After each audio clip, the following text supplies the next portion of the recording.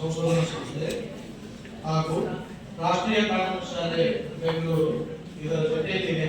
ನಾವು ಒಂದು 2 ದಿನದ ರಾಜ್ಯ ಮಟ್ಟದ ಕಾರ್ಯಕ್ರಮವನ್ನು ಹಮ್ಮಿಕೊಂಡಿದ್ದೇವೆ. ಈ ಒಂದು ಕಾರ್ಯಕ್ರಮವನ್ನು ಬೇಕಾಗುವಂತ ಎಲ್ಲ ಸಂಪನ್ಮೂಲವನ್ನ ಡಾಕ್ಟರ್ ಬಾಬು ಜಗಜೀವನರಾಮ್ ಸಂಶೋಧನಾ ಸಂಸ್ಥೆಯವರು ಒಳಗೊಂಡಿರತಕ್ಕಂಥದ್ದು. ಹೀಗಾಗಿ ಈ ಒಂದು ಕಾರ್ಯಕ್ರಮಕ್ಕೆ ಇವತ್ತು ಎಲ್ಲರೂ ಸಾಕ್ಷಿಯಾಗಿದ್ದೀವಿ. ಜೊತೆಗೆ ಮಾನ್ಯ ಈ ಒಂದು ಕಾರ್ಯಕ್ರಮದ ಉದ್ಘಾಟಕರಾಗಿ ಆಗಮಿಸಿರ್ತಕ್ಕಂಥ ಮಾನ್ಯ ಡಾಕ್ಟರ್ ನಾಗಲಕ್ಷ್ಮಿ ಚೌಧರಿ ಮೇಡಮ್ ಅವರು ಅಧ್ಯಕ್ಷರು, ಕರ್ನಾಟಕ ರಾಜ್ಯ ಮಹಿಳಾ ಆಯೋಗ ಬೆಂಗಳೂರು ಇವರನ್ನ ವಿಶ್ವವಿದ್ಯಾಲಯದ ಪರವಾಗಿ ಮತ್ತು 3 ಘಟಕದ ಪರವಾಗಿ ಪ್ರೀತಿಯಿಂದ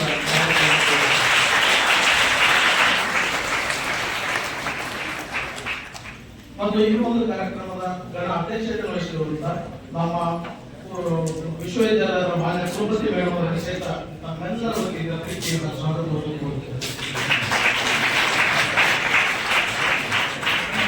ಮತ್ತು ಈ ಒಂದು ಕಾರ್ಯಕ್ರಮದಲ್ಲಿ ಭಾಗವಹಿಸಿರ್ತಕ್ಕಂಥ ನಮ್ಮ ವಿಶ್ವವಿದ್ಯಾಲಯದ ಮಾನ್ಯ ಕುಲಸಚಿವರು ಶ್ರೀ ಶಂಕರಗೌಡ ಸೋಮನಾಥ್ ಸರ್ ಅವರಿಗೆ ಸಹಿತ ಪ್ರೀತಿಯಿಂದ ಸ್ವಾಗತವನ್ನು ಕೋರುತ್ತೇನೆ.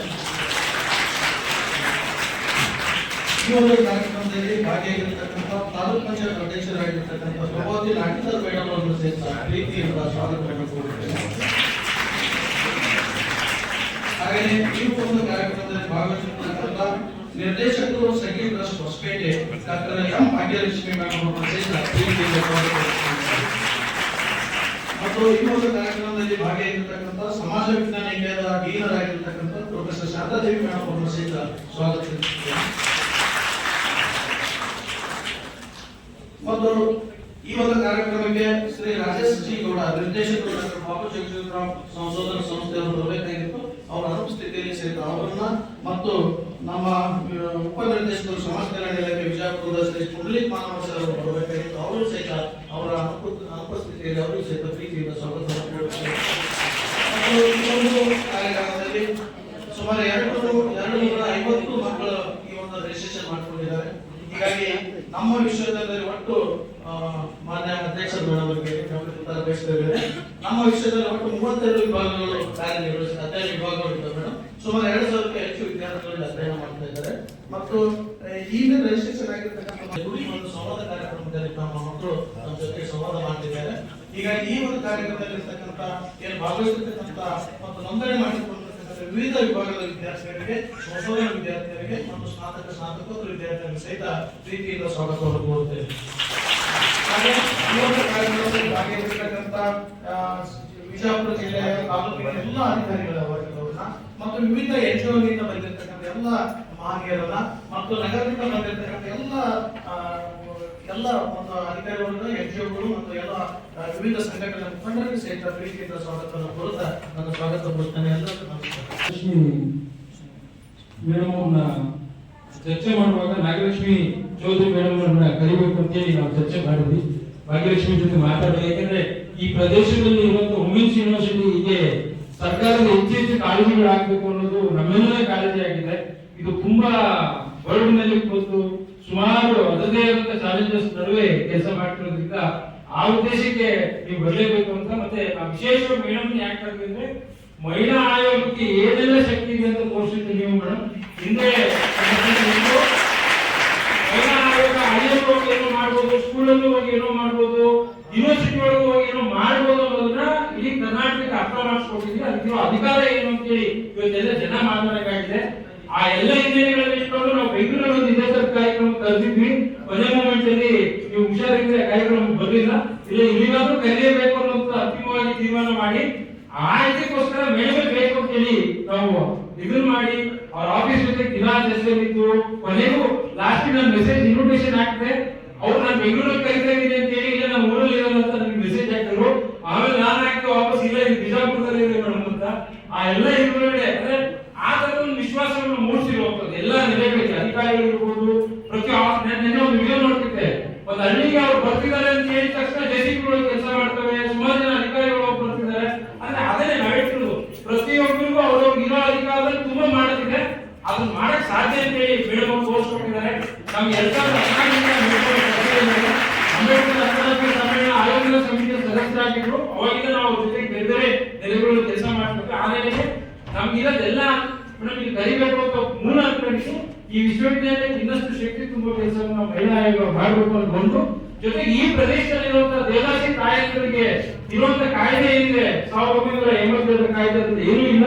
ನಾವು ಯಾವುದೇ ಒಂದು ಕರಡನ್ನು ಸಲ್ಲಿಸಿದ್ವಿ ಸರ್ಕಾರಕ್ಕೆ. ಮೊನ್ನೆ ನಮ್ಮನ್ನೆಲ್ಲ ಕರೆದು ಮಾತಾಡಿದ್ದಾರೆ. ದಯಮಾಡಿ ಆಯೋಗ ಅದನ್ನು ಕೈಗೆತ್ತಿಕೊಂಡು ಏನಾದರೂ ಮಾಡಿ ಆ ಕಾಯ್ದೆಯನ್ನ ಜಾರಿ ಮಾಡಿಸೋ ನೆಲೆಗೆ ಕೆಲಸ ಹಾಕಬೇಕು. ಅದೊಂದು ಆಸೆ ಇದೆ.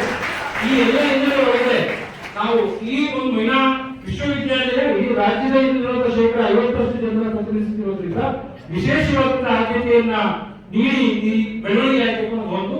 ಜೊತೆಗೆ ಈ ಕಾರ್ಯಗಳನ್ನ ಯಾಕೆ ಮಾಡಬೇಕು ಅಂತ ಅಂದ್ರೆ ಜನ ಸಂಘಟನೆ ಮಾಡ್ತಾರೆ, ಘೋಷಣೆ ಕೂಗ್ತಾರೆ, ಪ್ರೋಸೆಸ್ ನಡೀತಿದೆ.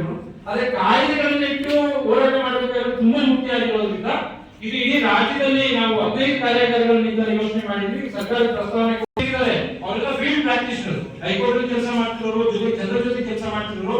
ನೀವು ಬರೋ ತರ ಆಗುತ್ತೆ ಅಂತ 2 ವರ್ಷದಿಂದ ನಾವು ಈಗಾಗಲೇ ಮುಗಿಸಿದ್ದೀವಿ.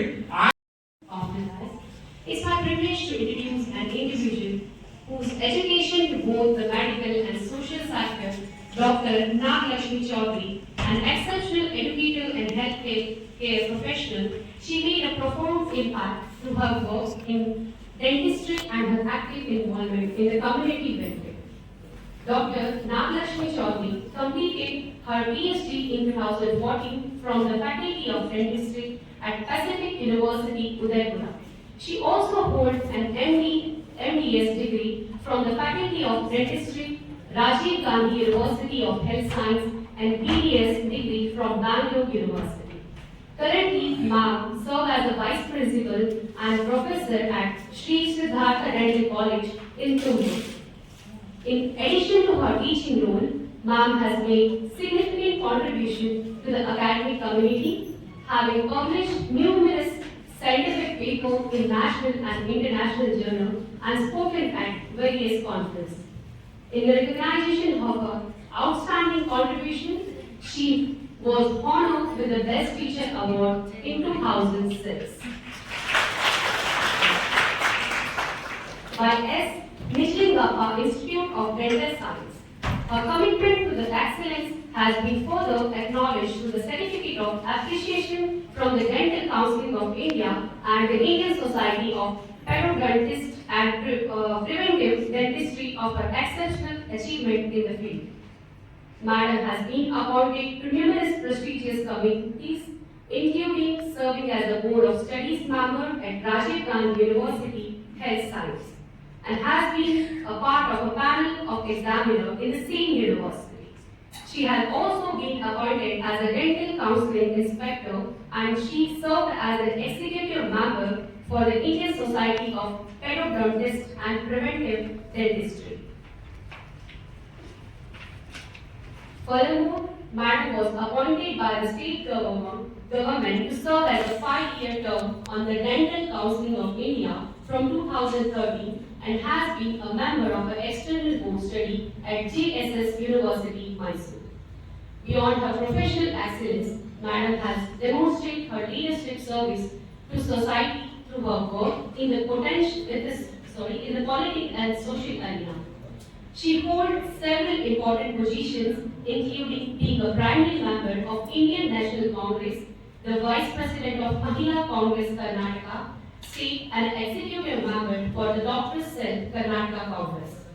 Additionally, she is a member of the Oral Health Policy Term of the Government of Karnataka and has taken on a leadership role in her region, serving as the Election Mahila Congress in charge of our Tumkur, Mysore, and Chamnad. Her passion for community service is evident through the numerous inactivities she has led, such as the organization Oral Health Campus in rural Karnataka to raise awareness about the harmful effect of tobacco, providing free dental treatment campus for children, and participating in medical health awareness program for pregnant women. Her commitment to women empowerment is demonstrated through organization programs in college and lecturing on anti-raging campaign across India. Furthermore, she has spread her education and health awareness program in rural communities, ensuring they are informed about government policies and their benefits. We are fortunate to have you such a passionate and dedicated individual among us today. Once again, on behalf of our university, I extend a warm welcome to Dr. Naglakshmi Chaudhary.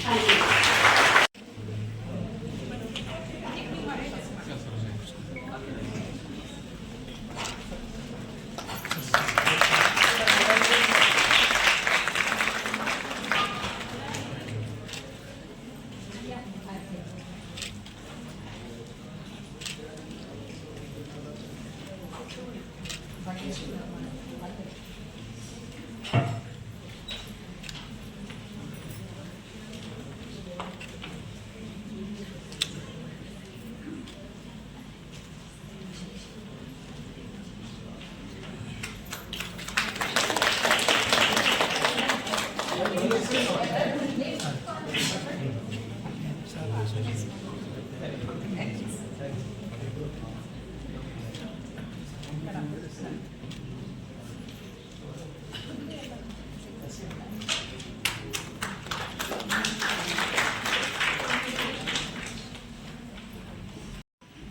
ಎಲ್ರಿಗೂ ನಮಸ್ಕಾರ.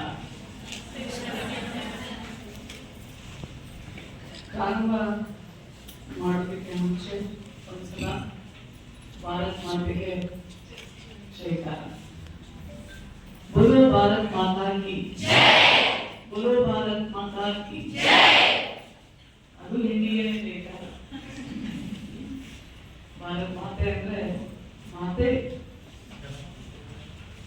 ಪಿತಾ ಅಂತಿಲ್ಲ, ಮಾತೆ. So ಸಾಮಾಜಿಕ ನ್ಯಾಯ ನಾಯಕತ್ವದ ತರಬೇತಿ ಇದು ಚಂದ್ರಶೇಖರ್ ಬರೀ ಇಲ್ಲೇ ನಡೆಯುವಾಗ ನೀವು ಮಹಿಳಾ ಆಯೋಗಕ್ಕೆ ಒಂದು ಕೊಲಾಬರೇಷನ್ ಮಾಡಿಕೊಂಡು ಇವತ್ತು ಇದು ಪ್ರತಿ ಕಾಲೇಜ್ಗಳಲ್ಲಿ ಆಗ್ಬೇಕಾಗಿದೆ. ಅಲ್ಲಿ ಇಲ್ಲಿ ಹೆಣ್ಮಕ್ಳು ಇದ್ದಾರೆ, ಬಟ್ ಆದ್ರೆ ಗಂಡ್ಮಕ್ಳು ಇರ್ಬೇಕು ಇದಕ್ಕೆ. ಯಾಕಂದ್ರೆ ಅವ್ರಿಗೆ ನಾವು ಸೆನ್ಸಿಟೈಸ್ ಮಾಡ್ಬೇಕಾಗಿತ್ತು, ಸೂಕ್ಷ್ಮತೆಯನ್ನು ನಾವು ಅವರಿಗೆ ಕಲಿಸ್ಕೊಡ್ಬೇಕಾಗಿತ್ತು ಅಲ್ವಾ. ನಾನು ಎಲ್ಲರೂ ಬರೀ ಹೆಣ್ಮಕ್ಳೇ ಇರ್ತಾರೆ, ನಾನು ಹೇಳ್ತೀನಿ ಗಂಡು ಮಕ್ಕಳನ್ನು ಕೂರಿಸಿ. ನಮ್ಮ ತುಮಕೂರು ಯೂನಿವರ್ಸಿಟಿ ಹೋದಾಗ ಅಲ್ಲಿ ನಮ್ಮ ಕುಲಪತಿಗಳು ಅವ್ರನ್ನು ಸರಿ ಸಮಾನ ಕೂರಿಸಿ ನಾವು ಮುಟ್ಟು ಬಗ್ಗೆ ಮಾತಾಡ್ತಿದ್ವಿ. ಮತ್ತೆ ಋತುಮತಿ ಆದಾಗ ಯಾವ್ಯಾವ ತರ ಕಷ್ಟ ಪಡ್ತಾಳೆ ಅನ್ನೋದನ್ನ ಮಾತಾಡ್ತಿದ್ವಿ. ಹೇಗೆ ನಡ್ಕೋಬೇಕು ಗಂಡ್ಮಕ್ಳು ಅಂತ ಮಾತಾಡ್ತಾ ಇದ್ವಿ. ಬಹಳಷ್ಟು ಈಗ ಸಾಮಾಜಿಕ ನ್ಯಾಯ ನಾಯಕತ್ವ ಎಲ್ಲ ನಾವು ಅವರಿಂದಲೇ ಅರ್ಥ ಪಡ್ಕೋಬೇಕು ಅಂತ ಹೋರಾಟ ಮಾಡ್ತಾ ಇರ್ತಾರೆ. ಅವ್ರನ್ನೇ ಇದ್ದಿದ್ದು ಅವ್ರಿಗೆ ಹೆಂಗೆ ನಾವು ತಿಳಿಸೋದು? ಅವರಿಗೆ ನಮಗಷ್ಟೇ ಇರ್ತದದು. ಸೊ ಹಾಗಾಗಿ ಚಂದ್ರಶೇಖರ್ ನೀವು ಖಂಡಿತವಾಗಿಯೂ ಅದನ್ನ ಮಾಡ್ಬೇಕಾಗುತ್ತೆ. ಯಾಕಂದ್ರೆ ನಮ್ಮ ಗಂಡ್ಮಕ್ಳು ತುಂಬಾ ಒಳ್ಳೆಯವ್ರಿ. ಎಲ್ಲೋ 1% ನಮ್ಮ ಮಕ್ಕಳೆಲ್ಲ ಈಗ ನಾವು ತಾಯಿಗೆ ಬಹಳ ವಿದ್ಯಾವಂತರಾಗಿದ್ವಿ. ನಮ್ಮ ಮಕ್ಕಳಿಗೆಲ್ಲ ಒಳ್ಳೆ ಬುದ್ಧಿನ ನಾವು ಕಲಿಸ್ಕೊಡ್ತೀವಿ. ನಾನು ಯಾವಾಗಲೂ ನನ್ನ ಮಕ್ಕಳಿಗೂ ಹೇಳ್ತಿರ್ತೀನಿ, ನೋಡ್ರು ನಿಮ್ ಮದುವೆ ಆಗ್ಬೇಕು ಅಂತ ನೀವು ಡಿಸೈಡ್ ಮಾಡಿದ್ರೆ ನೀವು ಹೆಣ್ಣು ಮಗಳನ್ನ ಸರಿ ಸಮಾನವಾಗಿ ನೋಡ್ಕೊಂಡು ಅವಳಿಗೆ ಗೌರವವನ್ನ ನೀವು ಕೊಟ್ಟು ಆಕೆಗೆ ಎಲ್ಲಾ ತರ ಸಂಪೂರ್ಣವಾಗಿ ನೀವು ಹೇಗೆ ಸ್ವತಂತ್ರವನ್ನ ನೀವು ಆನಂದಿಸ್ತೀರಾ ಹಾಗೆ ಅವಳಲ್ಲೂ ಒಂದು ತಪ್ಪು ಕಂಡಿಡಿಲಾಗದೆ ಕೂತ್ರೆ ನಿಂತ್ರೆ ಆ ಮನೋಭಾವ ಇದ್ದಾಗ ಮಾತ್ರ ನೀವು ಮದುವೆ ಆಗಪ್ಪ ಅಂತ ಹೇಳ್ತಿರ್ತೀವಿ ಇಬ್ಬರು. ಒಂದ್ ದೊಡ್ಡವಾಗ 21 ವರ್ಷ, ಚಿಕ್ಕವಾಗ 18 ವರ್ಷ. ನಮ್ಮ ಮಕ್ಕಳನ್ನ ನಾವೇ ಹೇಳ್ಕೊಡ್ಬೇಕಲ್ಲ. ಸೊ ಹಾಗಾಗಿ ಈ ಸಾಮಾಜಿಕ ನ್ಯಾಯ ಮತ್ತು ನಾಯಕತ್ವದ ತರಬೇತಿಯಲ್ಲಿ ನಮ್ಮ ಪ್ರೊಫೆಸರ್ ತುಳಸಿ ಮಾಲಾ ಅವರು, ನಮ್ಮ ಮಾನ್ಯ ಕುಲಪತಿಗಳು ಶ್ರೀ ಶಂಕರ್ ಗೌಡರು ಕುಲಸಚಿವರು, ಭಾಗ್ಯಲಕ್ಷ್ಮಿ ಅವರು ನಿರ್ದೇಶಕರು, ಮತ್ತೆ ಶಾಂತಾದೇವಿಯವರು ನಮ್ಮ ಡೀನ್ ಸಮಾಜ ವಿಜ್ಞಾನ ನಿಕಾಯ ಕರ್ನಾಟಕ ರಾಜ್ಯ ಅಕ್ಕಮಹಾದೇವಿ ಮಹಿಳಾ ವಿಶ್ವವಿದ್ಯಾಲಯ ವಿಜಯಪುರ, ಮತ್ತೆ ನಮ್ಮ ಚಂದ್ರಶೇಖರ್ ಅವ್ರ ಜೊತೆ ನಾನು ಬಹಳ ಕೆಲಸ ಮಾಡಿದ್ದೀನಿ. ಮತ್ತೆ ಸಕ್ಪಲ್ ಹೂವಣ್ಣ ಓಕೆ ನಮ್ಮ dean faculty education Karnataka state Akkamahadevi, ಮತ್ತೆ ನನ್ನೆಲ್ಲ ಶಿಕ್ಷಕ ವೃಂದದ ಎಲ್ಲ ಫ್ಯಾಕಲ್ಟಿಯವರಿಗೆ ಮತ್ತೆ ನನ್ನೆಲ್ಲ ಮಕ್ಕಳಿಗೆ ಎಲ್ಲರಿಗೂ, ಮಕ್ಕಳೆಲ್ಲ ನೀವೆಲ್ಲ ನನ್ನ ಮಕ್ಕಳೇ. ನಾನು 50 years old. ಸೊ ತಾಯಿಯಾಗಿ ನಿಂತ್ಕೊಂಡು ನಿಮ್ಮನ್ನು ಉದ್ದೇಶಿಸಿ ಮಾತಾಡೋದಕ್ಕೆ, ನನ್ನನ್ನ ಈ ಕಾರ್ಯಕ್ರಮಕ್ಕೆ ಕರೆದಿದ್ದಕ್ಕೆ ನಾನು ಅಭಿನಂದನೆಗಳನ್ನ ತಿಳಿಸ್ತೇನೆ. ಮೊದಲಿಗೆ ಆ ಸ್ವಾಗತ ಗೀತೆ ಎಷ್ಟು ಚಂದ ಆಡಿದ್ರೆ ಅಬ್ಬಬ್ಬ, ಕೇಳಕ್ಕೆ ಕಿವಿಯಲ್ಲಿ ಆ ಸಾಲುಗಳು, ಒಂದೇ ಕುಲ ಒಂದೇ ಮತ, ನಮಗೆ ಸಮಾನತೆಯನ್ನ ಕೊಡಿ, ನಾವು ಹೆಣ್ಣು ಮಕ್ಕಳು, ನಾವು ತಾಯಂದಿರು, ನಮ್ಗೆ ಯಾವ್ದು ಜಾತಿ ಇಲ್ಲ, ನಮ್ಗೆ ಧರ್ಮ ಇಲ್ಲ, ನಾವು ಒಂದೇ ಕುಲ, ಅದು ಹೆಣ್ಣಿನ ಕುಲ, ಸ್ತ್ರೀ ಕುಲ ಅಂತ ಏನ್ ಅದ್ಭುತವಾಗಿ ಹಾಡಿದ್ರು ಆ ಮಕ್ಕಳು.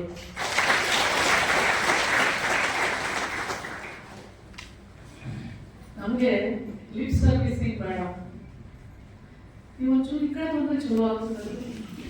ನೀವು ಯಾವುದೇ ಕಾರ್ಯಕ್ರಮಗಳಲ್ಲಿ ನೋಡಿ ಹೆಣ್ಮಕ್ಳನ್ನ ಹೇಳ್ಬಿಡ್ತಾರೆ ಹಿಂದಿನ ದಿನಾನೇ, ನೀವ್ ಇಂಥದೇ ಮೈಸೂರು ಕ್ರೇಪ್ ಇಂಥ ಕಲರೇ ಸೀರೆ ಉಟ್ಕೊಂಡ್ ಬರ್ಬೇಕು, ನೀವ್ ಹಿಂಗೆ ರೆಡಿ ಆಗ್ಬೇಕು, ಮತ್ತೆ ತುಂಬಾ ಸುಂದರವಾಗಿ ರೆಡಿ ಆಗ್ಬೇಕು. ಅವ್ರಿಗೆ ಗೊತ್ತಿಲ್ಲ ಪ್ರತಿಯೊಂದು ಹೆಣ್ಣು ಸುಂದರವಾಗಿದ್ದಾಳೆ, ನೋಡೋ ಕಣ್ಣು ಥಿಂಕ್ ಮಾಡೋ ಮನಸ್ಸು ಎರಡೂ ಸರಿ ಇಲ್ಲ. ಆರಿಸ್ಕೊಳ್ಳೋದು ಹೆಂಗೆ, ಇವಳು ಚಲೋ ಇದ್ದಾಳೆ, ಇವಳು ಬೆಳ್ಳಗಿದ್ದಾಳೆ, ಇವಳು ತೆಳ್ಳಗಿದ್ದಾಳೆ.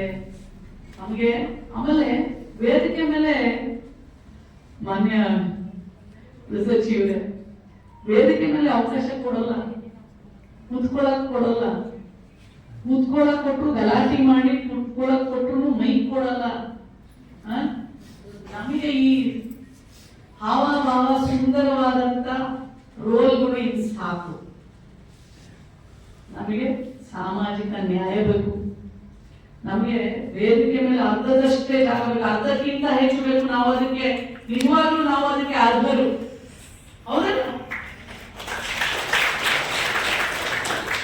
ನಾನು ಯಾವುದೇ ಕಾರ್ಯಕ್ರಮದಲ್ಲಿ ಹೇಳ್ತಿರ್ತಾರೆ, ಮೇಡಮ್ ನಮ್ಗೆ ಸ್ಟೇಜ್ ಮೇಲೆ ಕರೆಯಲ್ಲ, ಬಟ್ ಊರಲ್ಲಿ ಬೀದಿ ಬೀದಿಯಲ್ಲಿ ಹೋಗಿ ಮನೆ ಮನೆಗೆ ತಲುಪಿಸೋರು ನಾವು.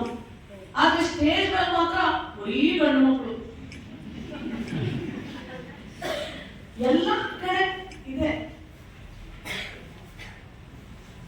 ನಮ್ಗೆ ಆ ರೋಲ್ ಮಾಡೆಲ್ ಕೆಲಸಗಳು ಬೇಕಾಗಿಲ್ಲ. ನಮಗೆ ನಾಯಕತ್ವದ ಗುಣ ಯಾರು ಕಲಿಸ್ಕೊಡ್ಬೇಕಾಗಿಲ್ರಿ. ನಾವು ಇವತ್ತು ಈ ಒಂದು ಕಾರ್ಯಾಲಯ ನಮ್ಗೆ ಎಲ್ಲವನ್ನ ಹೇಳ್ಕೊಡುತ್ತೆ. ಕಾಯ್ದೆಗಳಿದ್ದಾವೆ, ನಾವು ಏನೇನು ತಿಳ್ಕೋಬೇಕು. ಆಕ್ಚುಲಿ ನೀವು ಒಂದ್ಸಲ ಇವನ್ನೆಲ್ಲ ತಿಳ್ಕೊಂಡ್ಬಿಟ್ರೆ, ನಾನು ಹೇಳ್ತೀನಲ್ಲ, ಅದ್ಭುತವಾದ ಶಕ್ತಿ ಭಗವಂತ ಕೊಟ್ಟಿರೋದು ಹೆಣ್ಮಗಳಿಗೆ. ಯಾರಾದ್ರೂ ಅವಳನ್ನ ಸೋಲ್ಸಕ್ಕಾಗತ್ತಾ? ಅವಳನ್ನ ಹಿಂದೆ ಹಾಕಿ ಮುಂದೆ ಹೋಗಕ್ಕಾಗತ್ತಾ? ಖಂಡಿತ ಸಾಧ್ಯ ಇಲ್ಲ ರೀ. ಯಾಕೆ ಅಂತಂದ್ರೆ ಭಗವಂತ ಅವಳಿಗೆ ಮಗುವನ್ನ ಹಳೆಯೋ ಶಕ್ತಿ ಯಾಕೆ ಕೊಟ್ಟಿದ್ದಾನೆ. ಅಂಬೇಡ್ಕರ್ ಒಂದು ಮಾತು ಹೇಳ್ತಾ ಇದ್ರು, ಅವರು ಪಾರ್ಲಿಮೆಂಟ್ ಅಲ್ಲಿ ಆರ್ಗ್ಯೂ ಮಾಡ್ತಾರೆ ಹೆರಿಗೆ ಬದುಕಿಗೆ, ಗೊತ್ತಲ್ಲ ನಿಮಗೆ? ಅವ್ರು ಹೇಳ್ತಾರೆ, ತನ್ನ ಜೀವನವನ್ನ ತನ್ನ ಬದುಕನ್ನ ಸಾವಿಗೆ ಹೊಡೆದಾಳೆ. ಮಗು ಹೆರಿಗೆ ಆಗುವುದು ಅಷ್ಟು ಸುಲಭ ಅಲ್ಲ, ಅಷ್ಟೊಂದು ಅದು ಅವಳಿಗೆ ಮರು ಜೀವನ, ಮರು ಬದುಕು. ತನ್ನ ಬದುಕನ್ನ ಸಾವಿಗೆ ಒಡ್ಡಿ ಈ ಸಂತತಿಯನ್ನ ಬೆಳೆಸ್ತಾಳೆ. ಅವಳಿಗೆ ಋಣಭಾರ ತೀರಿಸಬೇಕು, ನೀವು ಹೆರಿಗೆ ಭಕ್ತಿಯ ಕೊಡಿ ಅಂತ ಹೇಳ್ತಾರೆ. ದುಡ್ಡು ಎಲ್ಲಿಂದ ತರ್ತೀರಾ ನನಗೆ ಗೊತ್ತಿಲ್ಲ, ಬೇರೆ ಇಲಾಖೆಗಳಿಂದ ತಂದು ಕೊಡಿ, ಬಟ್ ಕೊಡ್ರಿ. ಅಷ್ಟೊಂದು ಅಂದ್ರೆ ಆ ತಾಯಿ ಸಾವನ್ನ ಗೆದ್ದು ಬರ್ತಾಳೆ. ಆ ಶಕ್ತಿ ಇರೋ ಹೆಣ್ಣಿಗೆ ನಾಯಕತ್ವ ಕೊಟ್ರೆ ಎಷ್ಟು ಚೆನ್ನಾಗಿರುತ್ತಲ್ವಾ? ಸ್ವರ್ಗವನ್ನೇ ಸೃಷ್ಟಿ ಮಾಡ್ತಾಳೆ ಆ ತಾಯಿ. ಮನೆ ನೋಡಿ, ಮನೆಯಲ್ಲಿ ತಾಯಿ ಇದ್ದಾಳೆ, ಇಲ್ಲಿ ಇಷ್ಟು ಜನ ಗಂಡ್ಮಕ್ಳಿದ್ದಾರೆ, ಅಲ್ಲೆಲ್ಲ ನನ್ನ ಗಂಡ್ಮಕ್ಳಿದ್ದಾರೆ, ಮುಂದೆ ಇದ್ದಾರೆ, ಇಲ್ಲೂ 3 ಜನ ಸಹೋದರರಿದ್ದಾರೆ, ಹೌದಲ್ಲ? ಮನೆಯಲ್ಲಿ ನನ್ನೇ ತಗೊಳ್ಳಿ, ನಮ್ಮ ಮನೇಲಿ ನಾನು ಮುಖ ಗಂಟು ಹಾಕೊಂಡ್ಬಿಟ್ರೆ ನನ್ನ ಮನೆಯವ್ರು ಬಂದಿರ್ತಾರೆ, ಸ್ವಲ್ಪ ನಗವ, ನಾನು ಇಡೀ ದಿನ ಹೊರಟೋಗ್ಬಿಡ್ತೈತೆ ಅಂದ್ರೆ ನಾನಂತಲ್ಲ, ಎಲ್ಲರೂ ನನಗೆ ನೀವು, ಹೌದಿಲ್ಲ? ಮನೆಯಲ್ಲಿ ಒಂದು ಹೆಣ್ಣು ಮಗಳು ಮುಖ ಏನಾದ್ರೂ ಮುನ್ಸ್ಕೊಂಡ್ರೆ ಆ ಮನೆ ಗ್ರಹಣ ಬಿಡಂಗೆ, ಏನು ಸಂತೋಷ ಇರೋಲ್ಲ. ಆದ್ರೆ ಅದೇ ತಾಯಿ ಎಲ್ಲವನ್ನ ನಿಭಾಯಿಸ್ತಾಳೆ. ಎಲ್ಲವನ್ನ ನಿಭಾಯಿಸ್ತಾಳ ಇಲ್ವಾ? ಅದಕ್ಕಿಂತ ನಿಮಗೆ ದೊಡ್ಡ ರಾಜಕೀಯ ಬೇಕಾ? ಗಂಡ, ಅತ್ತೆ, ಮಾವ, ಮೈದುನ, ನಾದಿನಿ, ಮನೆ ಬರೋರು ಹೋಗೋರು, ಮಕ್ಕಳು, ಪ್ರತಿಯೊಬ್ರು ಒಂದೊಂದ್ ತರ ಬಿಹೇವ್ ಮಾಡ್ತಾರೆ. ಎಲ್ಲರ ಕೋಪ ತಾಪಕ್ಕೆ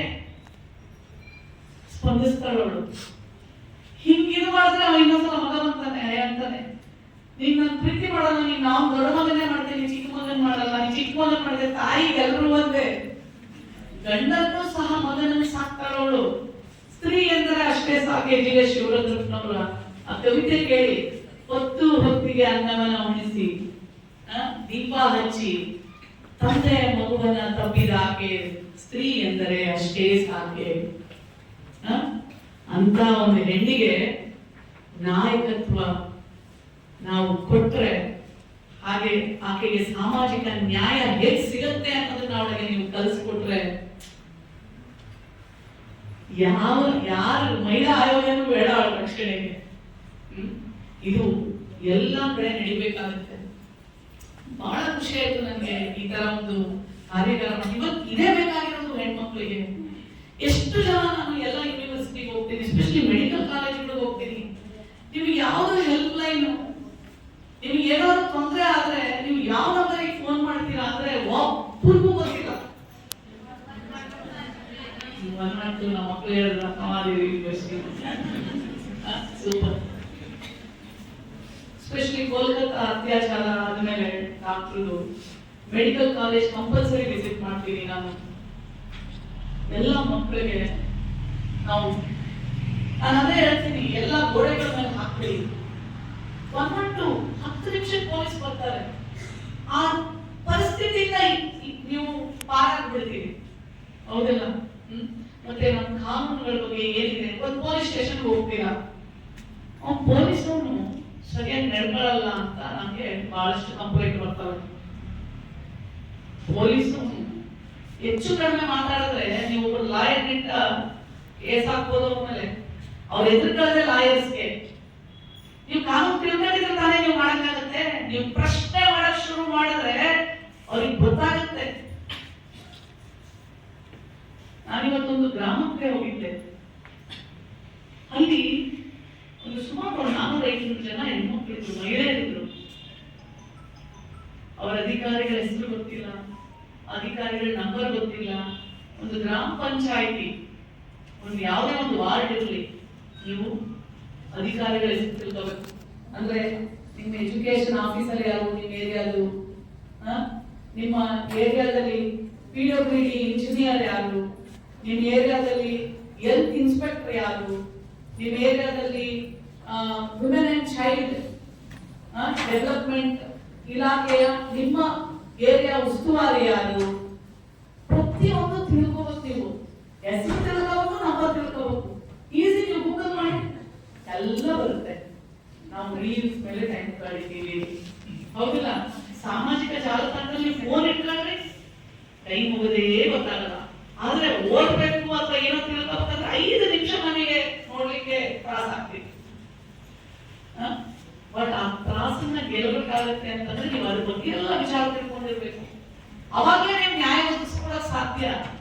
ಹೌದಾ ಇಲ್ವಾ? ಹೌದಾ ಇಲ್ವಾ? ಯಾಕೆ ಎನರ್ಜಿ ಡೌನ್ ಆಯ್ತು? ಏನಿಲ್ಲ ಅಲ್ವಾ? ಕ್ಲಾಸ್ ಚೆನ್ನಾಗಿದೆಯಾ? ನಾನು ಟೀಚರ್ ಇದ್ದೀನಪ್ಪ, 22 ವರ್ಷ ಪಾಠ ಮಾಡಿದ್ದೀನಿ ಮಕ್ಕಳಿಗೆ, ನಿಮ್ಮಷ್ಟೇ ದೊಡ್ಡ ಮಕ್ಕಳಿಗೆ, ಬಟ್ ಡಾಕ್ಟರ್ ಮಕ್ಕಳಿಗೆ ಪಾಠ ಮಾಡಿದೀವಿ ನಾವು. ಸೊ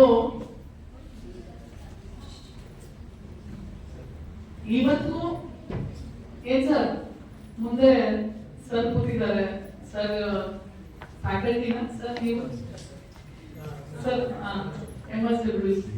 ಇವತ್ತು ಮನೆಗಳಲ್ಲಿ 85-90% ಮನುಸ್ಮೃತಿನೇ ಪ್ರಾಕ್ಟೀಸ್ ಆಗೋದು, ಹೌದಾ ಇಲ್ವಾ? ಇಲ್ಲ ಅನ್ನೋ ಕೈ ಇದು ವಿಡಿಯೋ ಮಾಡ್ಕೋಬೇಕಲ್ಲ ನೀವು. ಅಂದ್ರೆ ನಾವ್ ಎಲ್ಲಿದ್ದೀವಿ ಚಂದ್ರಶೇಖರ್? ನಾವೆಲ್ಲಿದ್ದೀವಿ ಮೇಡಮ್? ಆದ್ರೆ ನಾವು ಹೆಣ್ಮಕ್ಳು ಎಲ್ಲರೂ ಹೇಳ್ಕೊಳಲ್ಲ, ಇನ್ಕ್ಲೂಡಿಂಗ್ ಮೀ. ಸಮಾಜ, ಸ್ಟೇಟಸ್ ಏನನ್ಬಿಡುತ್ತೋ, ಏನನ್ಕೊಂಡ್ಬಿಡ್ತಾರೋ. ಮನುಸ್ಮೃತಿಯಲ್ಲಿ ಏನಂತ ಬಂದಿದ ನಮ್ಮನ್ನು, ಗಂಡ ಎಂತೆ ಕೆಟ್ಟವನಾಗಿರ್ಲಿ, ಯಾರು ಬೇರೆ ಹೆಣ್ಮಕ್ಳದು ಚಟ ಇಟ್ಕೊಂಡಿರ್ಲಿ, ದುರ್ಗುಣಿ ಆಗಿರ್ಲಿ, ಕುಡ್ತಾ ಇರ್ಲಿ, ಒಡಿಲಿ ದಿನ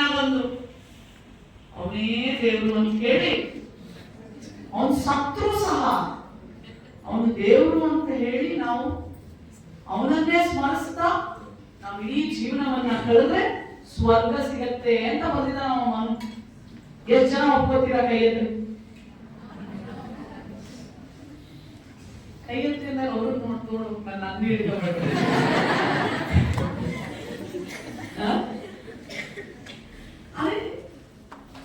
ಯಾಕೆ ಇದನ್ನೇ ನೀವು ಬದಲಾವಣೆ ಮಾಡಬೇಕಾಗಿರೋದು?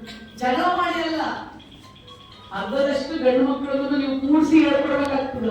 ಚಂದ್ರಶೇಖರ್ ಅವರಿಂದಾನೇ ನಾವು ನ್ಯಾಯ ಕೇಳ್ತಾ ಇರೋದಲ್ಲ. ಏ ತಾಯಿ, ಫೋನ್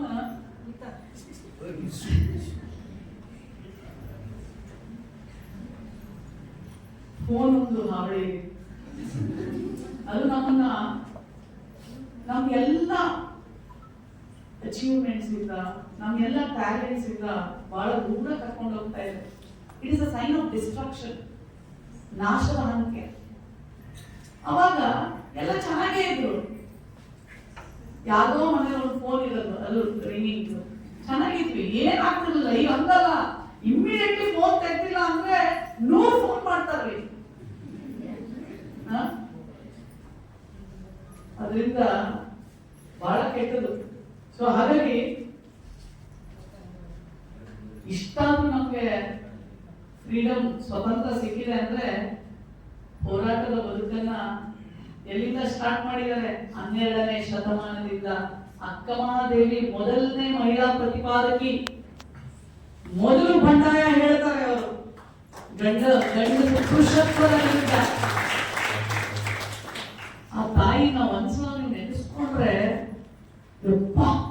12ನೇ ಶತಮಾನದಲ್ಲಿ ರಾಜ ಗಂಡ ಈ ಕಾಮದ ಮುದ್ರೆ ತಾನಪ್ಪ, ನೀನು ಮುದ್ದೆ ತಾನೆ, ನೀನ್ ಇಷ್ಟೆಲ್ಲ ನನಗೆ ಹಿಂಸೆ ಕೊಡ್ತಿದ್ಯಾ? ಈ ಕಾಮದ ಮುದ್ದೆ ತಾನೆ ನೀನ್ ಇಷ್ಟೆಲ್ಲ ಮಾಡ್ತಿದ್ಯಾ ಅಂತ ಹೇಳಿ ಎಲ್ಲವನ್ನ ಧಿಕ್ಕರಿಸಿ ಯಾರಾದ್ರೂ ಇವತ್ತು ಸುಖದ ಸುಪ್ಪತ್ತಿಗೆ ಬಿಟ್ಟು ಬರ್ತಾರ? ಜಸ್ಟ್ ಒಂದ್ಸಲ ಇಮ್ಯಾಜಿನ್ ಮಾಡಿ, ಎಲ್ಲ ಬಿಸಾಕಿ ತನ್ನ ಕೂದಲನ್ನ ಮೈನ ಮುಚ್ಕೊಂಡು, ತನ್ನ ಕೂದಲು ಮೈ ಮುಚ್ಕೋತಾರ ಅಷ್ಟೇ. ಬೀದಿಗಳಲ್ಲಿ ನಡ್ಕೊಂಡು, ಕಾಡುಗಳಲ್ಲಿ ನಡ್ಕೊಂಡು, ಕಲ್ಲು ಮರಳು, ರಾತ್ರಿ ಹಗಲು, ಪ್ರಾಣಿ ಮೃಗ ಅನುಭವ ಮಂಟಪಕ್ಕೆ ಬರ್ತಾರೆ. ಉಳಿದು ಎಲ್ಲ ವಚನವನ್ನ ನೀವು ನೋಡಿದಾಗ ಪ್ರತಿಯೊಬ್ಬರಲ್ಲೂ ಅಕ್ಕಮಹಾದೇವಿ ಹೇಳ್ತಾ ಇರ್ತಾರೆ, ಹೆಂಗೆ ಮಾಡಬೇಕು ನೀವು, ಯಾವ ತರ ನೀವು ಹೋರಾಟ ಮಾಡ್ಬೇಕು, ನೀವು ಒಂದು ಹೆಣ್ಣಿಗೆ ಎಷ್ಟು ಕಿಚ್ಚಿರ್ಬೇಕು ನೀವು ಅಂತ ಹೇಳಿ. ಅದರಲ್ಲಿ ಎಲ್ಲರಿಗೂ ಗೊತ್ತಿರೋ ಒಂದು ವಚನ ಇದೆ, ಬೆಟ್ಟದ ಮೇಲೊಂದು ಮನೆಯ ಮಾಡಿ ಮೃಗಗಳಿಗೆ ಅಂಜಿದರೇನಯ್ಯ, ಸಮುದ್ರದ ಕಡೆಯಲ್ಲೊಂದು ಮನೆಯ ಮಾಡಿ ನೆರೆತೊರೆಗಳಿಗೆ ಅಂಜಿದರೇನಯ್ಯ, ಮತ್ತೆ ಸಂತೆಯೊಳಗೆ ಮನೆ ಮಾಡಿ ಶಬ್ದಕ್ಕೆ ಅಂಜಿದರೇನಯ್ಯ. ಮುಂದಕ್ಕೆ ಹೇಳ್ರಿ, ಅಕ್ಕಮಹಾದೇವಿ ಎಲ್ಲ ಯೂನಿವರ್ಸಿಟಿಗಳು. ನೆಕ್ಸ್ಟ್ ಲೈನ್,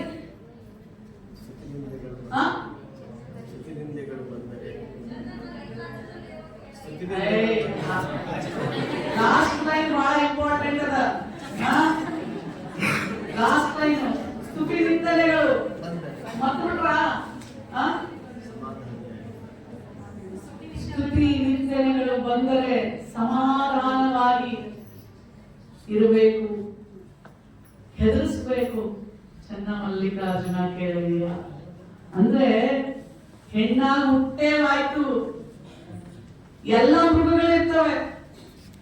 ಹುಲಿ ತರ, ರೋಷದವ ಇರ್ತಾನೆ, ನರಿ ತರ ಇರ್ತಾನೆ, ಹಾವು ತರ ಇರ್ತಾರೆ, ಎಲ್ಲ ತರ ಮೃಗಗಳಿರ್ತಾವ.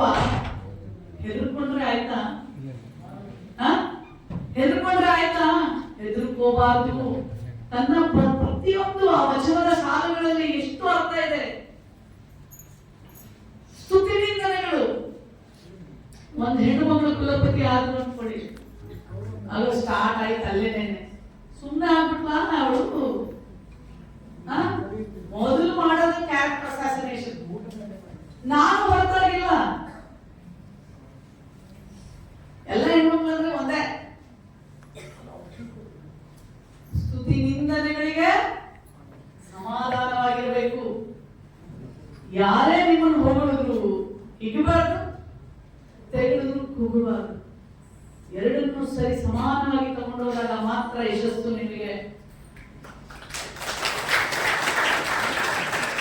ಅದು ಅಕ್ಕಮಹಾದೇವಿಯವರ ವಚನದ ಅರ್ಥ. ನನಗೆ ಎಷ್ಟು ಜನ ಹೊಗಳುತ್ತಾರೆ, ಒಂದೇ ಸೆಕೆಂಡ್ ಅಲ್ಲಿ ಯಾರೋ ಒಬ್ರು ಎಲ್ಲ ಮುಂದೆನೂ ಅವಮಾನ ಮಾಡಿರ್ತಾರೆ. ಜನ ಎಲ್ಲ ಹೊಗಳಿದಾಗ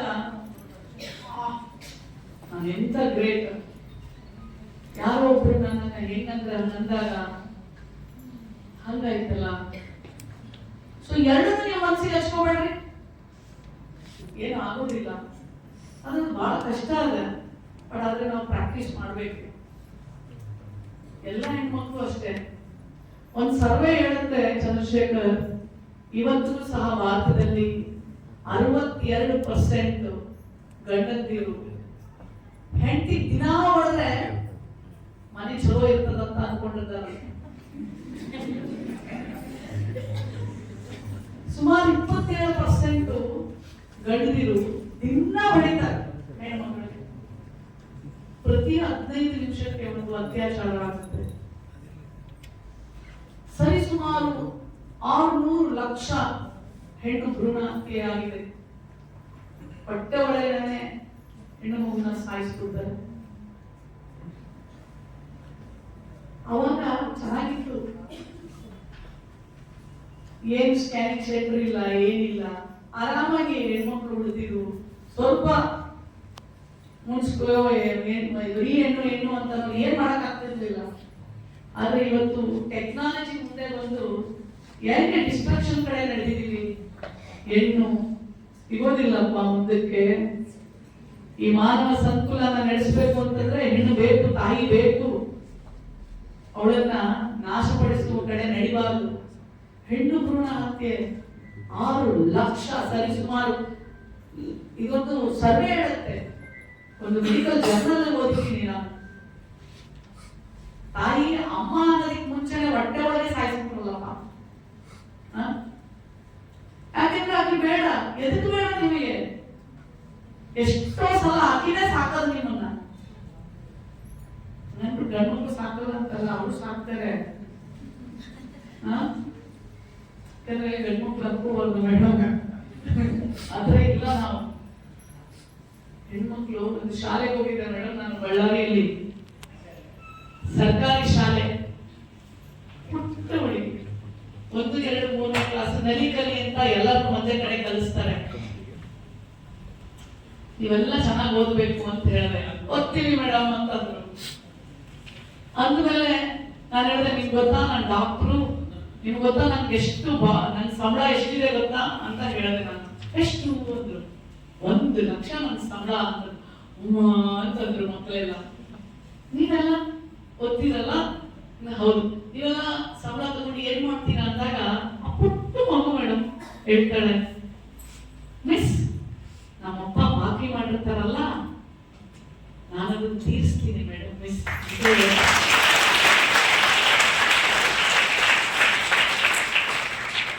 ಎಲ್ಲೋ ಒಂದು ಬಳ್ಳಾರಿ ಒಂದು ದುಗ್ಗ್ರಾಮದ ಒಂದು ಸರ್ಕಾರಿ ಶಾಲೆಯ ಬಡ ಮಗು, ಹೆಣ್ಣು ಮಗುವಲ್ಲಿ ಅಷ್ಟೊಂದು ತನ್ನ ಅಪ್ಪನ ಬಗ್ಗೆ ಕಾಳಜಿ ಇದೆಯಲ್ಲ, ಯಾಕೆ ಹೆಣ್ಣು ಮಗುವನ್ನ ಸಾಯಿಸ್ತೀರಾ?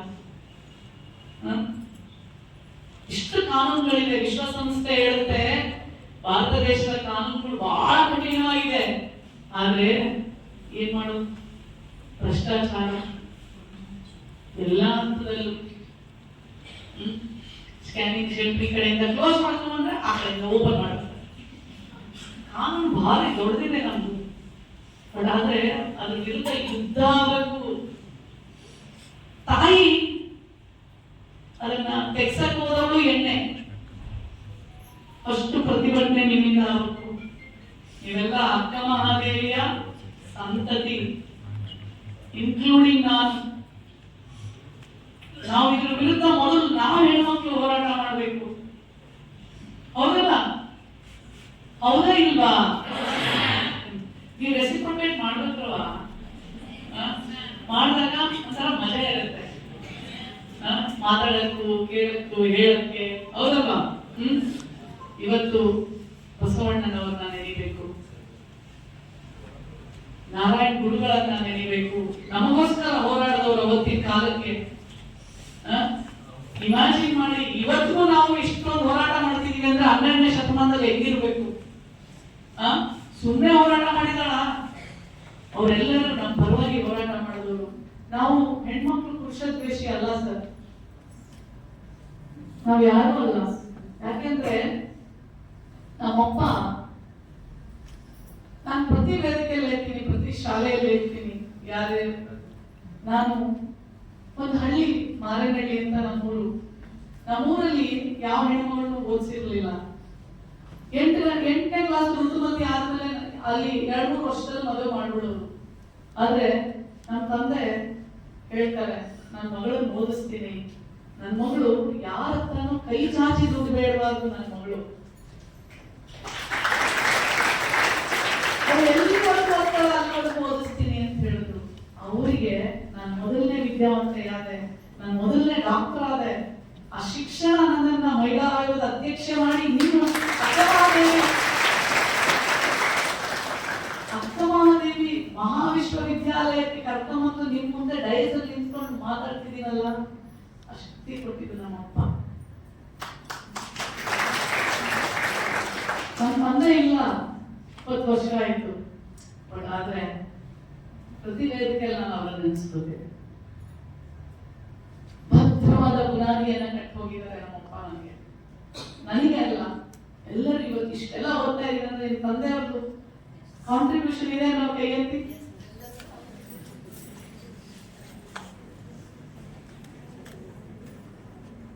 ಅಲ್ವಾ?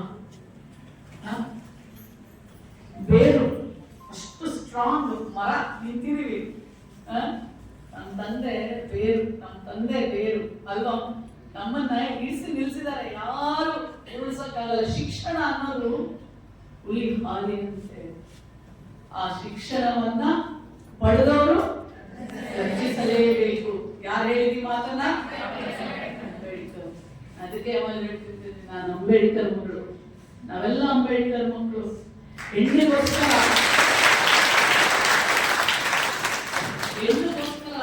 ಕಾನೂನನ್ನ ತಂದಿದ್ದೇ ಅವರು. ಇಲ್ಲದಿದ್ರೆ ಏನ್ ಮಾಡ್ತಿದ್ರು ಗೊತ್ತಾ? ಈಗಲೂ ನೀವು ನೋಡ್ರಿ, ತಾಯಿ ಅಳ್ತಾ ಇದ್ರೆ ಅತ್ತೆ, ಅಕ್ಕ, ಚಿಕ್ಕಮ್ಮ, ತಾತ, ಮಾವ ಎಲ್ಲರೂ ಅಳು, ಎಷ್ಟಕ್ಕೆ ಅಳು. ನಿನ್ ಹೊಟ್ಟೆಲಿರೋ ನೋವೆಲ್ಲ ಆಚೆ ಬಂದ್ಬಿಡ್ತ, ಅವಾಗ ನಿರಾಳ ಆಗ್ಬಿಡುತ್ತೆ.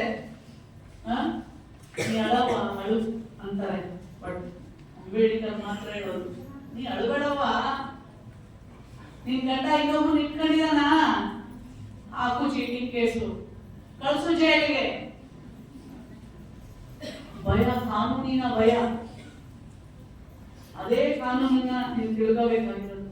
ಡೊಮೆಸ್ಟಿಕ್ ವೈಲೆನ್ಸ್ ಎಷ್ಟು, ಡೈವೋರ್ಸ್ ಆಕ್ಟ್, ವರದಕ್ಷಿಣೆ ಆಕ್ಟ್, ಸರಿಸಮಾನವಾದ ಆಸ್ತಿಯ ಹಕ್ಕಿನ ಆಕ್ಟ್ ಎಷ್ಟು ತಂದ್ರು ನಮಗೆ. ಹೆರಿಗೆ ಭತ್ಯೆ ಆಕ್ಟ್ ಇವತ್ತೇ ಈಗ 6 ತಿಂಗಳಾಗಿದೆ ರಜೆ, ಹೆರಿಗೆ ಭತ್ಯೆ 8 ಮಂತ್ಸ್, 3 ತಿಂಗಳಿಂದ ಇವತ್ತು 8 ತಿಂಗಳು ರಜೆ ತಾಯಿಗೆ, ಮಗು ನೋಡ್ಕೊಳ್ಳಕ್ಕೆ, ಹೋಗಕ್ಕೆ. ಇದೆಲ್ಲ ಡಾಕ್ಟರ್ ಅಂಬೇಡ್ಕರ್ ಅವರು ಯಾವ ಜಾತಿ ಯಾವ್ದು ನಿಜವಾದ ಹೇಳ್ತೀನಿ, ಈ ಭಾರತ ದೇಶದಲ್ಲಿ ಮಹಿಳಾ ಸ್ನೇಹಿ ಯಾರಾದ್ರೂ ಇದ್ರು ಈಗಲೂ ನಮ್ಮ ಜೊತೆ ಬದುಕ್ತಾ ಇದ್ದಾರೆ ಅಂತಂದ್ರೆ ಅದು ಡಾಕ್ಟರ್ BR ಅಂಬೇಡ್ಕರ್. ನಾವು ನಿಜವಾದ ಅಲ್ಪಸಂಖ್ಯಾತರು. ಅಂಬೇಡ್ಕರ್ ಹೇಳ್ತಾ ಇದ್ದಿದ್ ಮಾತು ಏನಿತ್ತಂತಂದ್ರೆ, ನಿಜವಾದ ಅಲ್ಪಸಂಖ್ಯಾತರು ಯಾರು ಅಂತಂದ್ರೆ ಅಧಿಕಾರಹೀನರು. ಯಾರಿಗೆ ಅಧಿಕಾರ ಇಲ್ಲ ಅವರು, ಯಾರು ಸಂಪನ್ಮೂಲಗಳ ಕೊರತೆ ಇದೆ ಅವರು ನಿಜವಾದ ಅಲ್ಪಸಂಖ್ಯಾತರು. ನಾವು 50% ಇದೀವಿ ದೇಶದಲ್ಲಿ, ನಾವೆಲ್ಲ ಅಲ್ಪಸಂಖ್ಯಾತರು. ಈ ಮಾತು ಡಾಕ್ಟರ್ BR ಅಂಬೇಡ್ಕರ್ ಹೇಳಿದ್ರು. ದೇಶ ಚೆನ್ನಾಗಿದೆ, ಊರು ಚೆನ್ನಾಗಿದೆ, ಹೆಂಗಳಿದ್ದೀರಾ ಅಂತ ಹೇಳ್ತಾರೆ ಡಾಕ್ಟರ್ BR ಅಂಬೇಡ್ಕರ್. ಆ ಊರಿನ ಆ ಹೆಣ್ಣು ಮಗಳ ಸ್ಥಿತಿಗತಿಗಳನ್ನ ಆಳಿದಾಗ ಮಾತ್ರ ಅವಳು ಚೆನ್ನಾಗಿದ್ರೆ, ಅವಳು ಚೆನ್ನಾಗಿದೆ ಅಂತ ಅವ್ರು ಚೆನ್ನಾಗಿಲ್ಲ ಅಂತ ಹೇಳ್ತಾರೆ ಬಿಆರ್ ಅಂಬೇಡ್ಕರ್. ಇವತ್ತು ನಾವೆಲ್ಲ ಡಾಕ್ಟರ್ ಬಿಆರ್ ಅಂಬೇಡ್ಕರ್ ಮಕ್ಕಳಾಗೋಣ, ಹೋರಾಟವನ್ನ ಮೈಗೂಡಿಸ್ಕೊಳ್ಳೋಣ. ಎಲ್ಲಿವರೆಗೂ ನೀವು ಹಕ್ಕುಗಳನ್ನ ತಿಳ್ಕೊಳ್ಳಲ್ಲ, ಕೇಳಲ್ಲ, ಹೋರಾಟವನ್ನ ಮಾಡಲ್ಲ, ಈ ತರ ಕಾರ್ಯಗ್ರಹ ಎಲ್ಲ ಏನಾಗುತ್ತೆ? ನಿಮ್ಮಲ್ಲೇ ಬರ್ಲಿ, ಜೋರಾಗಿ ಆಗ್ಬೇಕಾ? ತಿಳ್ಕೊತಿರಲ್ಲ? Thank you.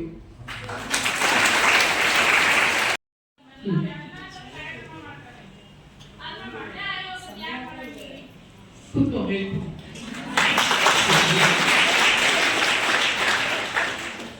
ಮಹಿಳಾ ಆಯೋಗ ಇದೆಯಲ್ಲ, ಅದಕ್ಕೆ ಏನೂ ಹಣ ಇಲ್ಲ, ಅಧಿಕಾರ ಮಾತ್ರ ಇದೆ. ಆಮೇಲೆ ನಾನು ಇದು 9th ಮಂತ್ 10th ಮಂತ್ ಇಲ್ಲ ಜನವರಿ ಅಲ್ಲ, ನಾವು ಇವಾಗ ಹೇಳೋದು ಫೆಬ್ರವರಿ 29ಕ್ಕೆ ನಾನು ಅಧಿಕಾರ ತಗೊಂಡಿದ್ದು. 1 ವರ್ಷ ಆಗತ್ತೆ. ನಾನು 15ನೇ ಜಿಲ್ಲೆ ಬಿಜಾಪುರ ನಾನು ಬಂದಿರೋದು 9 months ಅಲ್ಲಿ. ನಾನು ತಿಳ್ಕೊಂಡಿದ್ದೇನು ಅಂದ್ರೆ ಯಾರು ಮಹಿಳಾ ಆಯೋಗ ಇದೆ ಅಂತ ಒಂದು 0.5% ಗೊತ್ತಿಲ್ಲ. ಆಯೋಗ ಅಂದ್ರೆ ಏನು ನನಗೆ ಗೊತ್ತಿಲ್ಲ. ನನಗೆ ಕೊಟ್ಟಾಗ ಒಂದ್ಸಲ ನನಗೆ ರಾಜಕಾರಣದಲ್ಲಿ ಆಯೋಗ ಅಧ್ಯಕ್ಷರು ಈ ಅತ್ಯಾಚಾರ ಏನಾದ್ರು ಆದಾಗ ಅವರೆಲ್ಲ ಪ್ರೆಸ್ ಮೀಟ್ ಮಾಡ್ತಾರೆ, ಅದಷ್ಟೇ ಗೊತ್ತು. ಮತ್ತೆ ಎಲ್ಲರೂ ನನ್ನನ್ನ ಮಾನ್ಯ ಮುಖ್ಯಮಂತ್ರಿಗಳು ಆಯೋಗದ ಅಧ್ಯಕ್ಷರು ಮಾಡಿದಾಗ ಕೆಲವರೆಲ್ಲರೂ ನನಗೆ ಹೇಳ್ತಾರೆ, ಮೇಡಮ್ಗೆ ರಬ್ಬರ್ ಸ್ಟ್ಯಾಂಪ್ ಮಾಡ್ಬಿಟ್ಟವ್ರೆ. ರಬ್ಬರ್ ಸ್ಟ್ಯಾಂಪ್ ಹೋಗೋದು, ಕುತ್ಕೊಳ್ಳೋದು, ಗುಡ್ಡ ಕಾರು ಅಂತ ಬಿಳಿ ಆನೆ ತರ ಅಂತ ಹೊಂದಿದ್ದಾರೆ. ಬಟ್ ಆಯೋಗದ ಅಧ್ಯಕ್ಷಗೆ ಕ್ಯಾಬಿನೆಟ್ ರ್ಯಾಂಕ್ ಇದೆ. ಎರಡನೇದು ಜಾಗ ಯಾವ್ದಿದೆ? ಎಲ್ಲ ಡಿಪಾರ್ಟ್ಮೆಂಟ್, ಎಲ್ಲ ಇಲಾಖೆಗಳು, 38 ಇಲಾಖೆಗಳು ಆಯೋಗದ ಅಧ್ಯಕ್ಷೆ ಇದರಲ್ಲಿ ಬರುತ್ತೆ. ಅಂಡ್ ಆಯೋಗದ ಅಧ್ಯಕ್ಷೆ ಹೆಣ್ಣಿನ ಮೂಲಭೂತ ಸೌಕರ್ಯಗಳ ಬಗ್ಗೆ ಧ್ವನಿ ಎತ್ತಾಳೆ. ಬರೀ ರಕ್ಷಣೆನೇ ಅಲ್ಲ, ನಾವು ಕೆಲಸ ಮಾಡೋದು ಪೊಲೀಸ್ ಇಲಾಖೆ ಜೊತೆ. ಆ ಹೆಣ್ಮಕ್ಳ ರಕ್ಷಣೆ ಕೊಡ್ಲಿಕ್ಕೆ ನಾವು ಹೋಗೋದಿಲ್ಲ. ನಾನು ಹೇಳ್ತೀನಿ ಅಲ್ಲಿರೋ SP ಅವ್ರಿಗೆ, ಅಲ್ಲಿರೋ DCP ಅವ್ರಿಗೆ, ಈ ತರ ಒಂದು ಹೆಣ್ಮಕ್ಳು ಬಂದಿದ್ದಾಳೆ ನನ್ನ ಹತ್ರ ಕಂಪ್ಲೇಂಟ್ ತಗೊಂಡು, ನೀವು ಆ ಹೆಣ್ಮಕ್ಳಿಗೆ ಸಹಾಯ ಮಾಡಿ ಅಂತ. ಗ್ರಾಮೀಣ ಮಟ್ಟದಲ್ಲಿ ವಿಮೆನ್ ಅಂಡ್ ಚೈಲ್ಡ್ ಡಿಪಾರ್ಟ್ಮೆಂಟ್ ಇದೆಯಲ್ಲ, ಮಹಿಳಾ ಮತ್ತು ಮಕ್ಕಳ ಕಲ್ಯಾಣ ಇಲಾಖೆ, ಅವ್ರದ್ದು ಮಹಿಳಾ ಸಾಂತ್ವನ ಕೇಂದ್ರಗಳಿರ್ತವೆ. ನಮ್ಮ ಡಿಡಿಯಲ್ಲಿ ಇಲ್ಲೇ ಇದಿರಲ್ಲ, ನಿಮ್ ಬಿಜಾಪುರದ ಡಿಡಿ ಹೆಸರು ಹೇಳ್ರಪ್ಪ ನೀವು, ಮಹಿಳಾ ಮತ್ತು ಮಕ್ಕಳ ಕಲ್ಯಾಣ ಇಲಾಖೆಯವರು. ಇಲ್ಲೇ ನೀವು ಸೋತ್ ಬಿಡ್ರಿ, 0 marks. ಇಲ್ಲೇ ಅಂಬೇಡ್ಕರ್ ಮಕ್ಕಳಲ್ಲ ನೀವು. ಅಂಬೇಡ್ಕರ್ ಮಕ್ಕಳು ಹೆಂಗ್ ರೆಡಿ ಆಗ್ಬೇಕು? ಅಕ್ಕ ಮಹಾದೇವಿ ಮಕ್ಕಳು ನೀವು, ಸಂತತಿಯವರು ನೀವು. ತಿಳ್ಕೋಬೇಕು ಫಸ್ಟ್ ಜ್ಞಾನ, ವಿಚಾರವಂತಿಕೆ. ಪ್ರತಿ ಗ್ರಾಮೀಣ ಭಾಗದಲ್ಲಿ ಏನ್ ಮಾಡ್ತೀರಾ ನೀವು?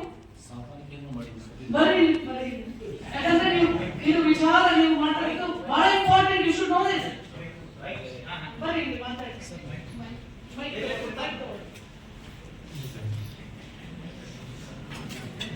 ನೀವು ನಿಮ್ಮ ಹೆಸರು ಹೇಳಿ, ನಿಮ್ಮ ನಂಬರ್ ಹೇಳಿ, ಆಮೇಲೆ ನೀವು ಗ್ರಾಮೀಣ ಮಟ್ಟದಲ್ಲಿ ಮಹಿಳೆಯರ ಮೇಲೆ ದೌರ್ಜನ್ಯ ಆದ್ರೆ ಯಾವ ತರ ಮಹಿಳಾ ಮತ್ತು ಮಕ್ಕಳ ಕಲ್ಯಾಣ ಇಲಾಖೆ ಕೆಲಸ ಮಾಡುತ್ತೆ ಅಂತ ಅವ್ರು ಹೇಳ್ತಾರೆ. ಅವಾಗ ನೀವು ಆ ಒಂದು ನಿಟ್ಟಿನಲ್ಲಿ ನೀವು ಹೋಗ್ಬೋದು. ನೀವು ಇದನ್ನೆಲ್ಲ ತಿಳಿಸ್ಕೊಂಡು ಹೋಗಿ ಚಂದ್ರಶೇಖರ್, ಇದು ಬಹಳ ಮುಖ್ಯ.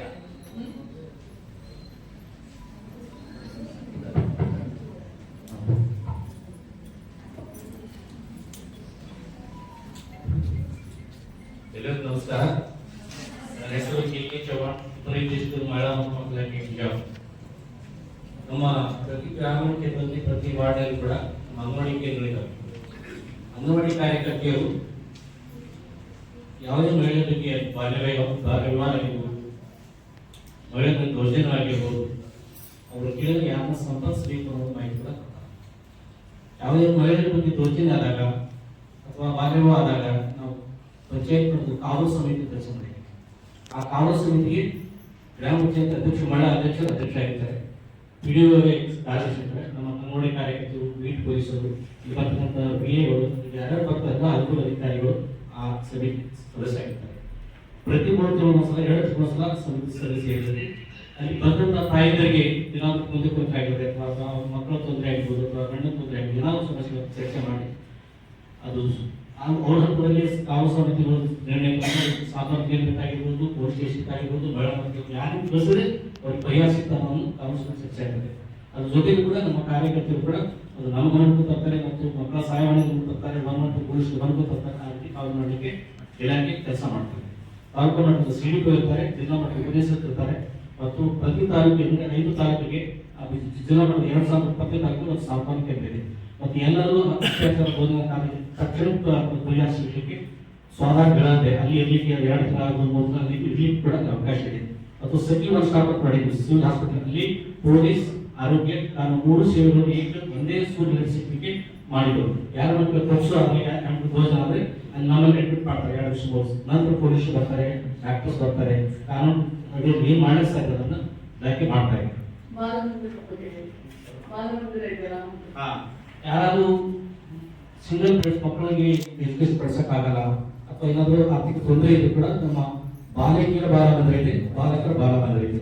18% ನಮ್ಮ ಬಾಲಕರ ಬಾಲ ಮಂದಿರ ಇರ್ಬೋದು, ಬಾಲಿಕೆಯರ ಬಾಲ ಇರ್ಲಿಕ್ಕೆ ಕೂಡ ಅಲ್ಲಿ ಅವಕಾಶ ಇದೆ. ಮತ್ತು ಅಲ್ಲಿರ್ತಕ್ಕಂಥ ಮಕ್ಕಳಿಗೆ ಬಟ್ಟೆ, ಬರೆ, ಫೀಸು ಎಲ್ಲ ಪುಕ್ಕಟೆಯಾಗಿ ಕೊಡ್ತಕ್ಕಂಥ ವ್ಯವಸ್ಥೆ ಇದೆ. ಮತ್ತು ಉಚಿತವಾಗಿ ಗ್ರಾಮೀಣ ಭಾಷೆಯಲ್ಲಿ ಪುಕ್ಕಟೆ ಅಂತ ಹೇಳೋದಿಲ್ಲ. ಉಚಿತವಾಗಿ ಶಿಕ್ಷಣ ಆಗಿರ್ಬೋದು, ವೈದ್ಯಕೀಯ ಸೇವೆ ಆಗಿರ್ಬೋದು, ಅವ್ರಿಗೆ ಸ್ಕಾಲರ್ಶಿಪ್ ಕೊಡ್ತಾ ಇರ್ಬೋದು, ಮತ್ತೆ ಪಾಲಕರು ಮತ್ತು 18 ತಾಸು ಸಾಕಷ್ಟು ಕೂಡ ಇಲಾಖೆ ಕೆಲಸವನ್ನು ಮಾಡ್ತಾ ಇದ್ದಾರೆ. ಸರ್ ನಿಮ್ಮ ನಂಬರ್ ಹೇಳ್ಬೇಕ್ರಿ. ನನ್ನ ಹೆಸರು ಕೆ ಚೌಹಾಣ್. ನನ್ನ ಫೋನ್ ನಂಬರ್ 944 ಬರ್ಕೊಂಡ್ರೆ ಏ ತಂಗಿ ನೀನೇ ತಾನೇ ಹೇಳಿದ್ದು 944 ಮತ್ತೇನು ಸರ್ ಹೇಳ್ತಾರೆ ಅಂತ ನನಗೆ ಗೊತ್ತಾಗೋದಿಲ್ವಾ? 944 ನಿಮ್ಗೆ ಅಲ್ಲೆಲ್ಲ ತೊಂದರೆ ಆದ್ರೆ ನೀವು ಯಾರು ರೆಸ್ಪಾಂಡ್ ಮಾಡಿಲ್ಲ ಅಂದ್ರೆ ನಿಮ್ಮ ಅಧಿಕಾರಿಗೆ ಫೋನ್ ಮಾಡಬೇಕು. 8342 ಇನ್ನೊಂದ್ಸಲ ರಿಪೀಟ್ ಮಾಡಿದ್ದೆ. 944 8342 754. ಇದು ಮಹಿಳಾ ಮತ್ತು ಮಕ್ಕಳ ಕಲ್ಯಾಣ ಇಲಾಖೆಯ ಬಿಜಾಪುರ ಜಿಲ್ಲೆಯ ಅಧಿಕಾರಿಯ ಹೆಸರು. ಇವರು ಎಲ್ಲರಿಗೂ ಮೇಲೆ ಅಫಿಷಿಯಲ್ ಇರ್ತಾರೆ. ಇವ್ರ ಕೆಳಗಡೆ ಎಲ್ಲ PDOಗಳು ಇರ್ತಾರೆ. ಮತ್ತೆ ಯಾರು ನಿಮ್ಗೆಲ್ಲ ಸ್ಪಂದಿಸಲಿಲ್ಲ ಅಂದಾಗ ಅವರಿಗೆ ನೀವು ಫೋನ್ ಮಾಡಿ ಹಿಂಗಾಗಿದೆ ಅಂದ್ರೆ ಇಮಿಡಿಯೇಟ್ಲಿ ಅಲ್ಲಿರೋ CDPO ಅವ್ರ ಕೆಳಗಡೆ ಒಂದು ಲೈನ್ ಇರುತ್ತೆ, ಅವ್ರ ಕೆಳಗಡೆ ಒಂದು ಸಿಸ್ಟಮ್ ಇರುತ್ತೆ, ಅವ್ರಿಗೆ ಹೇಳ್ತಾರೆ ನಿಮ್ ಕೆಲಸ ಆಗುತ್ತೆ. ಅದಕ್ಕೆ ನಾನು ನಿಮ್ಗೆ ಹೇಳ್ತಾ ಇರೋದು, ಈ ಕಾರ್ಯಾಗಾರದಿಂದ ನೀವು ತಿಳ್ಕೋಬೇಕಾಗಿರೋದು ನಿಮ್ಮೇ ಸರ್ಕಾರದಿಂದ ಏನೆಲ್ಲ ಸವಲತ್ತುಗಳು ಸಿಗ್ತವೆ, ನೀವು ಯಾರನ್ನ ಕಾಂಟ್ಯಾಕ್ಟ್ ಮಾಡ್ಬೇಕು, ನ್ಯಾಯಕ್ಕೆ ಯಾರನ್ನ, ಎಲ್ಲ ಇಲಾಖೆ ನೀವು SC ST ಐತೆ, ಬ್ಯಾಕ್ವರ್ಡ್ ಅಲ್ಲ, ಎಷ್ಟು ನಮ್ಮಲ್ಲಿ ಸರ್ಕಾರದಲ್ಲಿ ಎಷ್ಟು ಯೋಜನೆಗಳಿದಾವೆ. ನಿಮ್ಗೆ ಇನ್ನೂ ಒಂದು ಗೊತ್ತು, ತಾಯಿ ಗಂಡನ್ನ ಕಳ್ಕೊಂಡಿರ್ತಾಳೆ, 18 ವರ್ಷದ ಮಕ್ಕಳು ಒಳಗಡೆ ಇದ್ದ ಮಕ್ಕಳಿಗೆ ಪ್ರತಿ ತಿಂಗಳ 4,000 ಬರುವಂತ ಯೋಜನೆ ಇದೆ. ನಿಮ್ಗೆ ಗೊತ್ತಾ? ಅದಕ್ಕೆ ಪ್ರಾಯೋಜಿತ ಯೋಜನೆ ಅಂತೀವಿ. ಇಂಗ್ಲಿಷ್ ನಲ್ಲಿ ನಾವು ಏನಂತೀವಿ? ಸ್ಪಾನ್ಸರ್ಶಿಪ್. ಅದು ನಿಮ್ಗೆ DC ಆಫೀಸ್ ಅಲ್ಲೇ ಫಾರ್ಮ್ ಸಿಗ್ತೈತೆ. ನೀವು ಯಾರಾದ್ರೂ ನಿಮ್ಮಲ್ಲಿ ಯಾರು ಒಬ್ರು ಗಂಡನ ಅಥವಾ ಯಾರು ನಿಮ್ಗೆ ಗೊತ್ತಿರೋರು ಗಂಡ ಚಿಕ್ಕ ವಯಸ್ಸಿಗೆ ಕಳ್ಕೊಂಡಿರ್ತಾರೆ, ಆ ಹೆಣ್ಮಕ್ಳು ಅವ್ರಿಗೆ ಯಾವುದೇ ತರದ್ದು ಸರ್ಕಾರಿ ನೌಕರಿ ಇರೋಲ್ಲ, ಅಂತವರಿಗೆ ನೀವು ಇಂಥದೆಲ್ಲ ಮಾಡಿಸ್ಕೊಡ್ಬೇಕು. ಸಾಮಾಜಿಕವಾಗಿ ಸೇವೆನೇ ದೇಶ ಸೇವೆ. ದೇಶ ಸೇವೆ ಅಂದ್ರೆ ನೀವು ಒಬ್ಬರು ಬೆಳಿಕಾಗಬೇಕಾಗಿಲ್ಲ, ನೀವು ಇಂಥ ಸಣ್ಣ ಪುಟ್ಟ ಸೇವೆ ಮಾಡಿದ್ರೆ ದೇಶ ಸೇವೆ. ಇದನ್ನೇ ಹೇಳ್ತಾ ಇದ್ದು ನಿಜವಾದ ಶಿಕ್ಷಣ. ಡಾಕ್ಟರ್ ಅಂಬೇಡ್ಕರ್ ಹೇಳ್ತಾ ಇದ್ದ ಪ್ರಕಾರ ನಿಜವಾದ ಶಿಕ್ಷಣ ಅಂದ್ರೆ ಶಿಕ್ಷಣದ ಜೊತೆ ನಿಮ್ಮ ನಡೆ, ನುಡಿ, ಮತ್ತೆ ನಿಮ್ಮ ಊರಿಗೆ, ನಿಮ್ಮ ದೇಶಕ್ಕೆ ಯಾವುದೇ ಆಗಲಿ ಸಣ್ಣ ರೀತಿಯಲ್ಲಿ ಸಮಾಜ ಸೇವೆ ಮಾಡ್ತಿರಲ್ಲ, ಅದೇ ದೇಶ ಸೇವೆ. ಥ್ಯಾಂಕ್ ಯು ಜಾನ್ ಅವರೇ. Thank you so much. Thank you.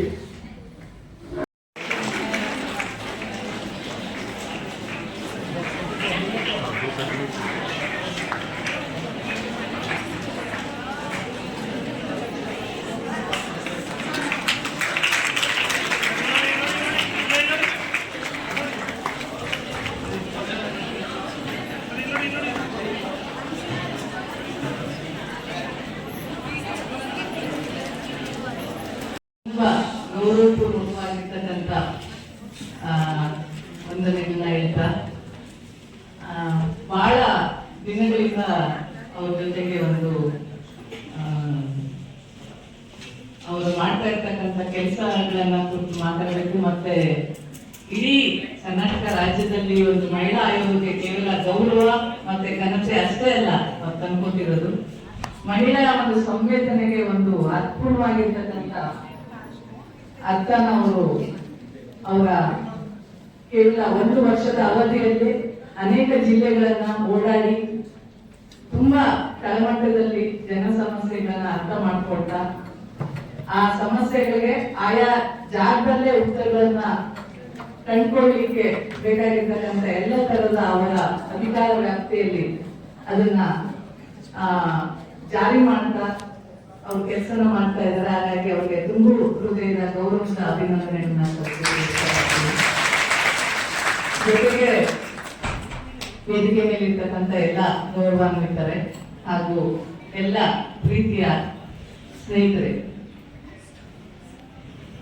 ಸುಮಾರು ನಾನು ಈ ಭಾಗದಲ್ಲಿ 25 ವರ್ಷಗಳಿಂದ ಸಖಿ ಅಂತಕ್ಕಂಥ ಒಂದು ಸಂಸ್ಥೆನ ಕಟ್ಟಿಕೊಂಡು ಅತ್ಯಂತ ಕೆಳ ಸಮುದಾಯದ ದೇವದಾಸಿ ಸಮುದಾಯದ ಹೆಣ್ಮಕ್ಳ ಜೊತೆಗೆ, ನರೇಗಾ ಹೆಣ್ಮಕ್ಳ ಜೊತೆಗೆ, ಸಣ್ಣ ರೈತರ ಜೊತೆಗೆ, ಗಣಿ ಬಾಧಿತ ಕುಟುಂಬಗಳ ಜೊತೆಗೆ ಮತ್ತೆ ಯುವಜನರ ಜೊತೆಗೆ ನಾವು ಕೆಲಸ ಮಾಡ್ತಾ ಬಂದಿದ್ದೀವಿ.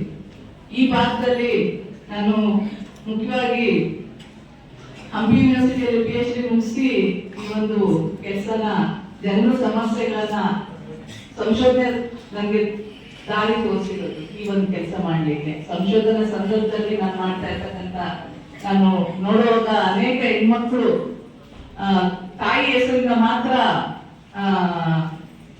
ಅನೇಕ ಡೇಟಾನ ಕೊಟ್ಟಿದ್ರು, ತಂದೆ ಹೆಸರು ಹಾಕಿಲ್ಲ ಅಂತ ನೋಡುವಾಗ ನಮ್ಮಲ್ಲಿ ಇದ್ದಂತ ದೇವದಾಸಿ ಪದ್ಧತಿ ನನ್ಗೆ ಆಗ ಗೊತ್ತಾಯ್ತು. ಹಾಗಾಗಿ ಅದ್ರ ಜೊತೆಗೆ ಅನೇಕ ಜನರು ಮಕ್ಕಳು ಸ್ಕೂಲಿಂದ ಹೊರಗಡೆ ಇದ್ರು, ವಲಸೆ ಹೋಗ್ತಾ ಇದ್ರು, ಸಣ್ಣ ವಯಸ್ಸಿಗೆ ಮದುವೆ ಆಗ್ತಾ ಇತ್ತು, ಸಣ್ಣ ವಯಸ್ಸಿಗೆ ದೇವದಾಸಿ ಇರ್ತಕ್ಕಂಥ ಅನೇಕ ಪದ್ಧತಿಯ ಕುಟುಂಬಗಳಲ್ಲಿ ಇವತ್ತಿಗೂ ಜಾರಿಯಲ್ಲಿ ಇರ್ತಕ್ಕಂಥದ್ದನ್ನ ನೋಡುವಾಗ ನನ್ಗೆ ಅನ್ಸಿದ್ದು ಜನರೊಟ್ಟಿಗೆ ಏನಾದ್ರು ಕೆಲಸ ಮಾಡ್ಬೇಕು, ನಾವು PhD ಮುಗಿಸಿ ಯೂನಿವರ್ಸಿಟಿನೋ ಕಾಲೇಜ್ ಹೋಗ್ಬಾರ್ದು ಅಂತಂದ್ರೆ. ಹಾಗಾಗಿ ನಾವು 2002ರಲ್ಲಿ ಇಷ್ಟು ಕೆಲಸನ ಶುರು ಮಾಡಿದಾಗ ಡಾಕ್ಟರ್ DM ನಂಜುಂಡಪ್ಪನವ್ರ ವರದಿ ಉತ್ತರ ಕರ್ನಾಟಕ ಮತ್ತೆ ದಕ್ಷಿಣ ಕರ್ನಾಟಕದಲ್ಲಿ ಇರ್ತಕ್ಕಂಥ ಹಲವಾರು ತರದ ಅಸಮಾನತೆಗಳನ್ನ ಅದು ನಮ್ಮ ಸರ್ಕಾರದ ಮುಂದೆ ಇಟ್ಟಿತ್ತು. ಅದನ್ನ ಇಟ್ಕೊಂಡು ನಾವು ನೋಡುವಾಗ ಇನ್ನಷ್ಟು ಫೀಲ್ಡ್ ಅಲ್ಲಿ ನೋಡುವಾಗ ಇನ್ನ ನಿಜಕ್ಕೂ ವಾಸ್ತವದ ಬದುಕಲ್ಲಿ ಇನ್ನೂ ಸಹ ತುಂಬಾ ಶೋಚನೀಯವಾಗಿರ್ತಕ್ಕಂಥ ಸಂದರ್ಭಗಳು ಬದುಕನ್ನ ನನ್ನ ತಿಳುವಳಿಕೆ ಭಾಗವಾಗಿ ಈ ಕಲ್ಯಾಣ ಕರ್ನಾಟಕದ ಜಿಲ್ಲೆಗಳನ್ನ ಸುತ್ತಾಡುವಾಗ ನೋಡ್ತಾ ನೋಡ್ತಾ ನೋಡ್ತಾ ಅನೇಕ ಜನರ ಜೊತೆ ಮಾತಾಡ್ತಾ ಆ ವರದಿಯಲ್ಲಿದ್ದಂತ ಅಂಶಗಳು ಮತ್ತೆ ನಿಜವಾಗ್ಲೂ ಜನರ ಬದುಕಿನ ವಾಸ್ತವ ಏನಿದೆ ಇನ್ನೂ ತುಂಬಾ ತೀವ್ರವಾಗಿದೆ ಅಂತ ಅನಿಸ್ತಾ ಇತ್ತು. ಈ ನೆಲೆಯಲ್ಲಿ ನಾವು ನೋಡುವಾಗ ಶಿಕ್ಷಣ ಒಂದೇ, ಮೇಡಮ್ ಹೇಳ್ತಿದ್ರಲ್ಲ, ಶಿಕ್ಷಣದ ಮೂಲಕ ಎಲ್ಲ ತರದ ಅಸಮಾನತೆಗಳಿಗೆ ಉತ್ತರ ಸಿಗ್ಲಿಕ್ಕೆ ಸಾಧ್ಯನಾ ಅಂತಕ್ಕಂಥ ಒಂದೇ ಒಂದು ವಿಚಾರನ ಇಟ್ಕೊಂಡು ನಾವು ಹೆಣ್ಮಕ್ಳ ಜೊತೆಗೆ, ಅದರಲ್ಲೂ ದಲಿತ ದೇವದಾಸಿ ತಾಯಂದಿರ ಮಕ್ಕಳ ಜೊತೆಗೆ ನಾವು ಶಿಕ್ಷಣದ ಮೂಲಕ ಮಾತುಕತೆಗಳನ್ನ ಆರಂಭಿಸಿ ಈ 22 ವರ್ಷಗಳಲ್ಲಿ ಸಾವಿರಾರು ಜನ ಮಕ್ಕಳನ್ನ ನಾವು ಶಿಕ್ಷಣದ ಒಂದು ದಾರಿಗಳಿಗೆ ಅಕ್ಷರದ ಜ್ಯೋತಿಯನ್ನ ಅತ್ಯಂತ ಸ್ಥಳ ಸಮುದಾಯದ ಮನೆಗಳಲ್ಲಿ ಹತ್ತಿಸ್ತಾನೆ. ಇವತ್ತು ನಾವು ಯಾರ ಜೊತೆ ಕೆಲಸ ಮಾಡ್ತಾ ಇದ್ದೀವಿ ಆ ಹೆಣ್ಮಕ್ಳು ಇವತ್ತು ಹಾರ್ವರ್ಡ್ ಕೇಂಬ್ರಿಡ್ಜ್ ಯೂನಿವರ್ಸಿಟಿಗೆ PhD ಹಾಕ್ಕೊಳ್ತಾ ಇದ್ದಾರೆ. ಅನೇಕ ಜನ PhD ಮಾಡ್ತಿದ್ದಾರೆ, ಅನೇಕ ಜನ PG ಮಾಡ್ತಿದ್ದಾರೆ, ಲಾ ಮಾಡ್ತಾ ಇದ್ದಾರೆ, ಡಿಪ್ಲೊಮಾ ಮಾಡ್ತಾ ಇದ್ದಾರೆ, MSW ಮಾಡಿ ಬೇರೆ ಬೇರೆ ಸಂಸ್ಥೆಗಳಲ್ಲಿ ಕೆಲಸ ಮಾಡ್ತಾ ಇದ್ದಾರೆ. ಎಲ್ಲ ದೇವದಾಸಿ ಕುಟುಂಬದ ಮಕ್ಕಳು, ಅಸಂಘಟಿತ ಮಕ್ಕಳು, ದಿನಗೂಲಿ ಮಕ್ಕಳು, 10 ವರ್ಷ 15 ವರ್ಷ ಮೈನಿಂಗ್ ಕೆಲಸ ಮಾಡಿರ್ತಕ್ಕಂಥವ್ರು, ಡ್ರಾಪ್ ಆಗಿರ್ತಕ್ಕಂಥವ್ರು. ಅಂದ್ರೆ ಯಾಕೆ ಈ ಮಾತು ಮಾತಾಡ್ತಾ ಇದ್ದೀನಿ ಅಂದ್ರೆ, ಸಾಮಾಜಿಕ ನ್ಯಾಯವನ್ನು ನಾವು ಹೇಗೆ ಪರಿಕಲ್ಪಿಸ್ತೀವಿ, ಬರೀ ಮಾತಾಡ್ತೀವ ಅದನ್ನ ಜಾರಿಗೊಳಿಸ್ತೀವ, ಸಂವಿಧಾನಾತ್ಮಕ ಮೌಲ್ಯಗಳನ್ನ ಹಕ್ಕುಗಳನ್ನ ಬರೀ ಮಾತಾಡ್ತೀವ ಅಥವಾ ಜಾರಿಗೊಳಿಸ್ತೀವ. ಹಾಗಾದ್ರೆ ಜಾರಿಗೊಳಿಸುವಲ್ಲಿ ಇರ್ತಕ್ಕಂಥ ಸಮಸ್ಯೆಗಳೇನು, ಸವಾಲುಗಳೇನು? ಯಾವಾಗ್ಲೂ ನಾವು ಈ ತರದ ಒಂದು ಅರಿವಿನ ಕಾರ್ಯಾಗಾರಗಳನ್ನ ಬಲಿಪಶುತನಕ್ಕೆ ಒಳಗಾಗಿರುವವರಿಗೆ ಕೊಡ್ತಾ ಇರ್ತೀವ, ಆದ್ರೆ ಬಲಿಪಶುತನಕ್ಕೆ ಒಳಗು ಮಾಡುವನ್ನ ಈ ಅರಿವಿನ ಕಾರ್ಯಾಗಾರಗಳನ್ನ ಎಲ್ಲಿ ಕೊಡ್ತೀವಿ, ಎಲ್ಲಿ ನಾವು ಅಂತ ಒಂದು ಸಂದರ್ಭಗಳಿಗೆ ಮುಖಾಮುಖಿ ಆಗ್ತೀವಿ. ಸೊ ಈ ಅನೇಕ ಸಂದರ್ಭ, ಅನೇಕ ಪ್ರಶ್ನೆಗಳನ್ನ, ಸವಾಲುಗಳನ್ನ ನಾವು ಇಟ್ಕೊಂಡು ಈ ಒಂದು ಕೆಲಸಕ್ಕೆ ಕೈ ಹಾಕಿದ್ವಿ. ನಮ್ಮ ಭಾಗದಲ್ಲಿ ವಿಜಯನಗರ ಜಿಲ್ಲೆಯಲ್ಲಿ ಸರ್ಕಾರ ಮತ್ತೆ ಸಮುದಾಯಗಳ ಮಧ್ಯೆ ನಿಂತು ನಾವು ಕೆಲಸ ಮಾಡ್ತಾ ಇದ್ದೀವಿ, ಮಧ್ಯಸ್ಥಿಕೆ ವಹಿಸಿಕೊಂಡು ಅನೇಕ ಜನರಿಗೆ ಇವತ್ತಿಗೂ ಮೂಲಭೂತ ಸೌಲಭ್ಯಗಳ ಕೊರತೆ ಇದೆ ಮೇಡಮ್. ಇವತ್ತಿಗೂ ಪಟ್ಟ ಇಲ್ಲ, ಮನೆ ಇಲ್ಲ, ಶೌಚಾಲಯ ಇಲ್ಲ, ಕರೆಂಟ್ ಇಲ್ಲ. ತುಂಬಾ ಜನ ಡ್ರಾಪ್ ಔಟ್ಸ್ ಇದ್ದಾರೆ, ವಲಸೆ ಹೋಗ್ತಾರೆ. ಒಂದೊಂದಿನ ಊಟಕ್ಕೂ ಸಮಸ್ಯೆ ಇದೆ. ಸರ್ವೈವಲ್ ಪ್ರಶ್ನೆ ಈ ಭಾಗಗಳಲ್ಲಿ ಅತ್ಯಂತ ಘೋರವಾಗಿದೆ. ಅಪೌಷ್ಟಿಕತೆ ಇದೆ. ಇವತ್ತು ಉಳ್ಳವರ ಮನೆಗಳಲ್ಲಿ ಭಾವನಾತ್ಮಕ ಅಪೌಷ್ಟಿಕತೆ ಇದೆ, ಆದ್ರೆ ಇಲ್ಲದವರ ಮನೆಗಳಲ್ಲಿ ಅದು ಹಸಿವಿನಿಂದ ಅಪೌಷ್ಟಿಕತೆ ಇದೆ, ಕೆಲಸ ಸಿಗದೆ ಅಪೌಷ್ಟಿಕತೆ ಇದೆ, ಹಿಂಸೆಯಿಂದ ಅನೇಕ ತರದ ಶೋಷಣೆಗೆ, ದುರಂತದ ಬದುಕುಗಳಿಗೆ, ಮಾನಸಿಕ ಅಸ್ವಸ್ಥತೆಗೆ ಈ ಭಾಗದ ತಳ ಸಮುದಾಯದ ಜನ ಇವತ್ತು ಬದುಕ್ತಾ ಇದ್ದಾರೆ. ಇಂಥ ಒಂದು ವಿಚಾರಗಳ ಮೇಲೆ ದಯವಿಟ್ಟು ಮಹಿಳಾ ಆಯೋಗ ಗಮನ ಹರಿಸಬೇಕು. ಮತ್ತೆ ಅನೇಕ ತರದ ವಿಚಾರಗಳನ್ನ ಯೂನಿವರ್ಸಿಟೀಸು ಸಹ ಸಂಶೋಧನೆ ಭಾಗವಾಗಿ ತಗೊಂಡು ಕೆಲಸ ಮಾಡೋಣ. ಆ ಸಂಶೋಧನೆಯ ಪುಸ್ತಕಗಳು, ಸಂಶೋಧನೆಯ ಥೀಸಿಸ್ ಅದು ಲೈಬ್ರರಿ ಮಾತ್ರ ಸೇರ್ಬಾರ್ದು, ಜನರ ಬದುಕಿಗೆ ಒಂದು ದಾರಿ ತೋರಿಸ್ತಕ್ಕಂಥ ಕೆಲಸಗಳನ್ನ ಆಗ್ಲಿಕ್ಕೆ ಯೂನಿವರ್ಸಿಟೀಸ್ ಕೆಲಸ ಮಾಡಬೇಕು. ಇಲ್ಲಿ ಯಾರು ಮುಖ್ಯರಲ್ಲ, ಯಾರು ಅಮುಖ್ಯರಲ್ಲ. ಎಲ್ಲರ ಗೌರವದ ಘನತೆಯ ಬದುಕಿಗೆ ನಾವೆಲ್ಲರೂ ನಾಗರಿಕ ಸಮಾಜದ ಪ್ರತಿಯೊಬ್ಬ ಪ್ರಜೆಯಾಗಿ ನಾವೆಲ್ಲ ಕೆಲಸ ಮಾಡಬೇಕಾಗಿದೆ. ಈ ನೆಲೆಯಲ್ಲಿ ವಿಜಯನಗರ ಹೊಸ ಜಿಲ್ಲೆ ಆದ್ಮೇಲೆ ನಾವು 4 ವರ್ಷಗಳಲ್ಲಿ ಬಂದಂತ ಜಿಲ್ಲಾಧಿಕಾರಿಗಳಿಗೆ ಹೋಗಿ ಜನರದ್ದು ಸಮಸ್ಯೆ ಹೀಗಿದೆ, ನೀವು ಬರ್ಬೇಕು, ನೋಡ್ಬೇಕು, ಅದನ್ನ ಪರಿಹರಿಸಬೇಕು ಅಂತ ಕೇಳ್ಕೊಂಡಾಗ ಅನೇಕ 3 ಜಿಲ್ಲಾಧಿಕಾರಿಗಳನ್ನ ಕರ್ಕೊಂಡೋಗಿ ನಾವು ಜನರ ಬದುಕುಗಳನ್ನ ಮುಖಾಮುಖಿ ಆರಿಸಿ ಸಂವಾದಗಳನ್ನ ಏರ್ಪಡಿಸಿದಾಗ ಸರ್ಕಾರದ ಮೇಲೆ ನಮ್ಗೆ ಅತ್ಯಂತ ನಂಬಿಕೆ ಬಂತು. ಅಂದ್ರೆ ಸರ್ಕಾರದಲ್ಲಿ ಎಲ್ಲವೂ ಸಾಧ್ಯ, ಕೆಲವು ಸರಿ ಎಲ್ಲವೂ ಅಸಾಧ್ಯ.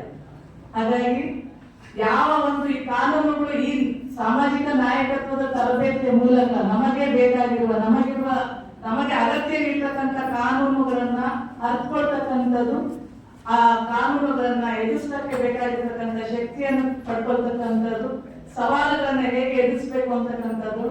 ಮತ್ತೆ ಒಂದು ಕಾನೂನು ಆಗ್ಲಿಕ್ಕೆ ಸುಮಾರು ಕಷ್ಟ ಆಗಿರುತ್ತೆ. ತುಂಬಾ ತಳಮಟ್ಟದಿಂದ ಒಂದು ಕಾನೂನಿನ ಹೋರಾಟಗಳು ಬಿಲ್ಡ್ ಆಗಿರುತ್ತೆ. ಒಂದು ಕಾನೂನು ಆಗಿ ಅದನ್ನ ಕಾನೂನು ಆದ್ಮೇಲೆ ಮತ್ತೆ ಜಾರಿಗೊಳಿಸ್ಲಿಕ್ಕೆ ತುಂಬಾ ಕೆಲಸ ಮಾಡ್ಬೇಕಾಗಿದೆ. ಸುಮಾರು 6 ವರ್ಷಗಳಿಂದ ಚಂದ್ರಶೇಖರ್ ಅವರು ಸಮುದಾಯದ ಅಧ್ಯಯನ ಕೇಂದ್ರ, ನ್ಯಾಷನಲ್ ಲಾ ಸ್ಕೂಲ್, ಮತ್ತೆ ದೇವದಾಸಿ ತಾಯಂದಿರು ಮಕ್ಕಳು ಮತ್ತೆ ನಾವು ಸಖಿ ಮತ್ತೆ ಬೇರೆ ಬೇರೆ ಆರ್ಗನೈಸೇಷನ್ ಸೇರಿ 2015ರಲ್ಲಿ ಒಂದು ಬಿಲ್ ನಾವು ಡ್ರಾಫ್ಟ್ ಮಾಡಿ ಸರ್ಕಾರಕ್ಕೆ ಸಬ್ಮಿಟ್ ಮಾಡಿದ್ವಿ. ಅದು ಈಗ 6 ವರ್ಷಗಳ ನಂತರ ಈಗ ಸರ್ಕಾರ ಅದನ್ನ ಕೈಗೆತ್ತಿಕೊಂಡು ಕ್ಯಾಬಿನೆಟ್ಗೆ ಇಡ್ತಾ ಇದೆ.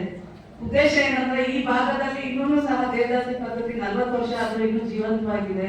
ಹಾಗಾಗಿ ಅದಕ್ಕೆ ಒಂದು ನಿಷೇಧ, ನಿರ್ಮೂಲನೆ ಮತ್ತೆ ಅದಕ್ಕೆ ರಿಹೆಬಿಲಿಟೇಷನ್, ಪುನರ್ವಸತಿ ಕಲ್ಪಿಸ್ತಕ್ಕಂಥ ಒಂದು ಬಿಲ್ ಅದು.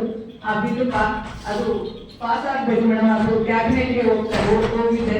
ಸೊ ಹಾಗಾಗಿ ಅಂತ ಒಂದು ರಾಡಿಕಲ್ ಬಿಲ್ ಬಂದ ಮೇಲೆ ನಾವು ಅದನ್ನ ಇಂಪ್ಲಿಮೆಂಟ್ ಮಾಡ್ಲಿಕ್ಕೆ ಸಹ ನಾವೆಲ್ಲರೂ ಸೇರಿ ಕೆಲಸ ಮಾಡ್ಬೇಕಾಗಿದೆ. ಇವತ್ತಿಗೂ ಸಹ 10% ಅಷ್ಟು ಜನ ನಮ್ಮಲ್ಲಿ ಇವತ್ತಿಗೂ ದೇವದಾಸಿ ಮಾಡ್ತಾ ಇದ್ದಾರೆ. ಹಾಗಾಗಿ ಈ ವಿಚಾರದ ಮೇಲೆ ತಾವು ಯಾಕಂತಂದ್ರೆ ಈ ಆಯೋಗದ ಅಧ್ಯಕ್ಷರಿದ್ದಾರೆ, ಇದು ಇಂಥದಕ್ಕೆ ಮಾತ್ರ ಸೀಮಿತ ಆಗಿದೆ ಅಂತಕ್ಕಂಥದ್ದಿತ್ತು. ಅದರ ಗಮನವನ್ನು ವಿಸ್ತರಿಸ್ಬಿಟ್ಟಿದ್ದೀರ. ಅದರ ಸಂವೇದನಾತ್ಮಕ ವಿಚಾರಗಳನ್ನ ಇನ್ನಷ್ಟು ಈ ಕಲ್ಯಾಣ ಕರ್ನಾಟಕ ಭಾಗದಲ್ಲಿ ವಿಸ್ತರಿಸಲಿಕ್ಕೆ ಖಂಡಿತ ನಿಮಗೆ ಸಾಧ್ಯ ಆಗುತ್ತೆ ಅಂತ ಹೇಳ್ತಾ, ಈ ತರದ ಒಂದು ಅವಕಾಶಗಳು ಕೇವಲ ಕಾಲೇಜು ಮಟ್ಟದಲ್ಲಿ ಮಾತ್ರ ಈ ತರದ ಶಿಬಿರಗಳು ಆಗೋದಲ್ಲ, ನಿಜವಾಗ್ಲೂ ಅಧಿಕಾರಿಗಳ ಮಟ್ಟದಲ್ಲಿ, ರಾಜಕಾರಣಿಗಳ ಮಟ್ಟದಲ್ಲಿ ಮತ್ತೆ ಬಂಡವಾಳಶಾಹಿಗಳ ಮಟ್ಟದಲ್ಲಿ ಈ ತರದ ತರಬೇತಿಗಳು ಆಗ್ಬೇಕು. ಯಾಕಂದ್ರೆ ಯಾವಾಗ್ಲೂ ಯಾವುದೇ ಒಂದು ಕಾನೂನಿನ ಅರಿವನ್ನ ಯಾರಿಗೆ ಅರಿಯಬೇಕು, ಎಲ್ಲರಿಗೂ ಅರಿಯಬೇಕು, ಯಾವ ಮಟ್ಟದಲ್ಲಿ ಅರಿಯಬೇಕು. ಸೆನ್ಸಿಟೈಸೇಷನ್ ಅಂತಕ್ಕಂಥದ್ದು ಎಲ್ಲ ಮಟ್ಟದಲ್ಲಿ ಎಲ್ಲ ತರದಲ್ಲಿ ಬೇಕು.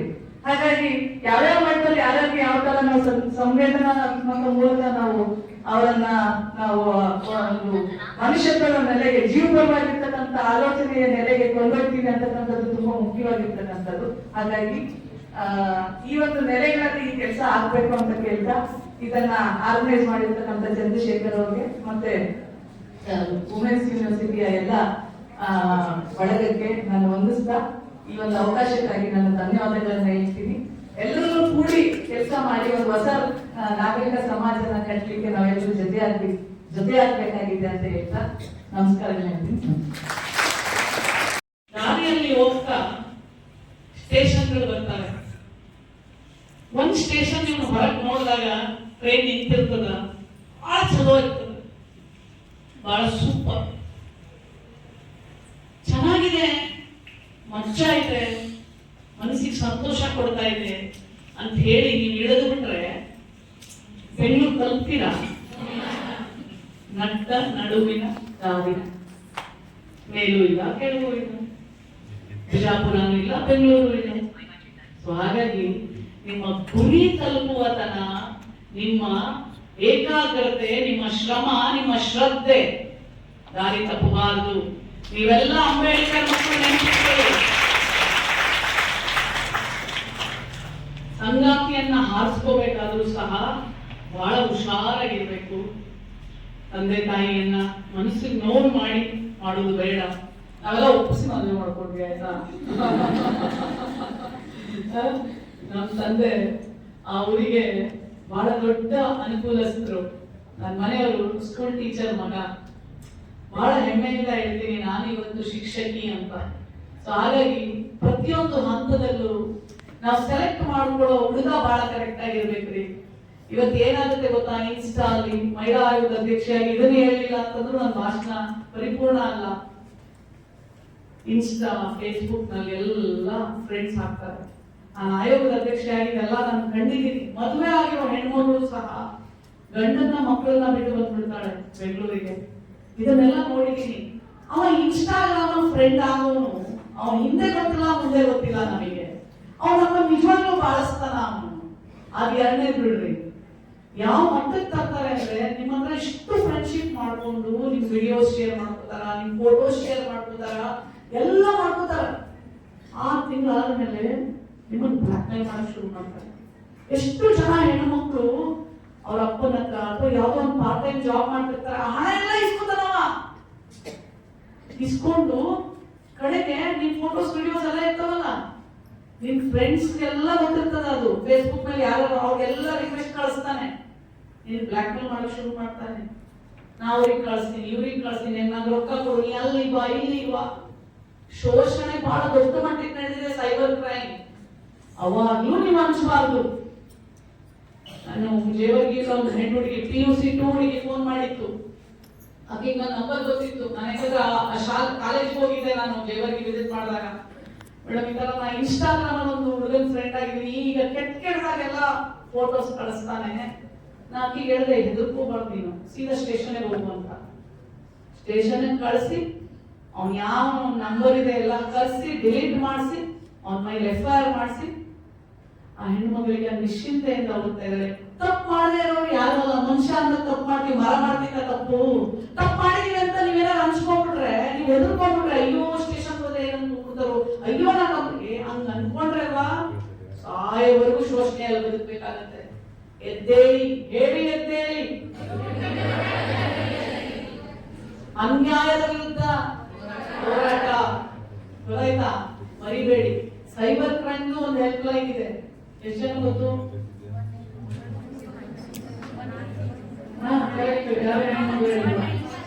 1930. ಅದು ಕೆಲವು ಹೇಳ್ತಾರೆ ಮೇಡಮ್, ಅದು ರೆಸ್ಪಾಂಡ್ ಮಾಡಲ್ಲ. ಲೋಕಲ್ ಸ್ಟೇಷನ್ ಹೋಗ್ರಿ. ಸ್ಟೇಷನ್ ಅಲ್ಲಿ ರೆಸ್ಪಾಂಡ್ ಮಾಡಲಿಲ್ಲ ಅಂದ್ರೆ ನೀವು SP ಇರ್ತಾರ್ರಿ, ಮುಲಾಜ್ ನೋಡ್ಬೇಡ್ರಿ. ನಿಮ್ಮ ಬದುಕು ಇಂಪಾರ್ಟೆಂಟ್, ನಿಮ್ ಭವಿಷ್ಯ ಇಂಪಾರ್ಟೆಂಟ್.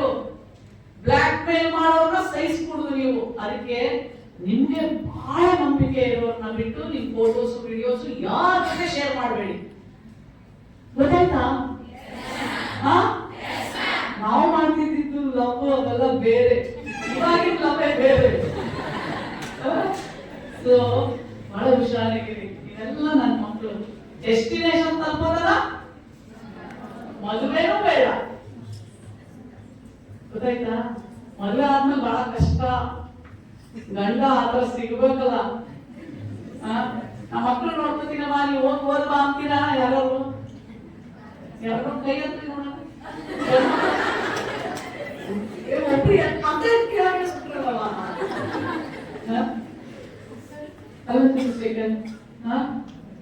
ಹಾಗೆ ಸೊ ಬಹಳ ಬಂಗಾರವಾಗಲಿ. ಆ ನಗುವನ್ನ ನೋಡ್ಲಿಕ್ಕೆ ಯಾವಾಗ್ಲೂ ಕಾಯ್ತಾ ಇರ್ತೀನಿ ನಾನು ತಾಯಿಯಾಗಿ. Thank you.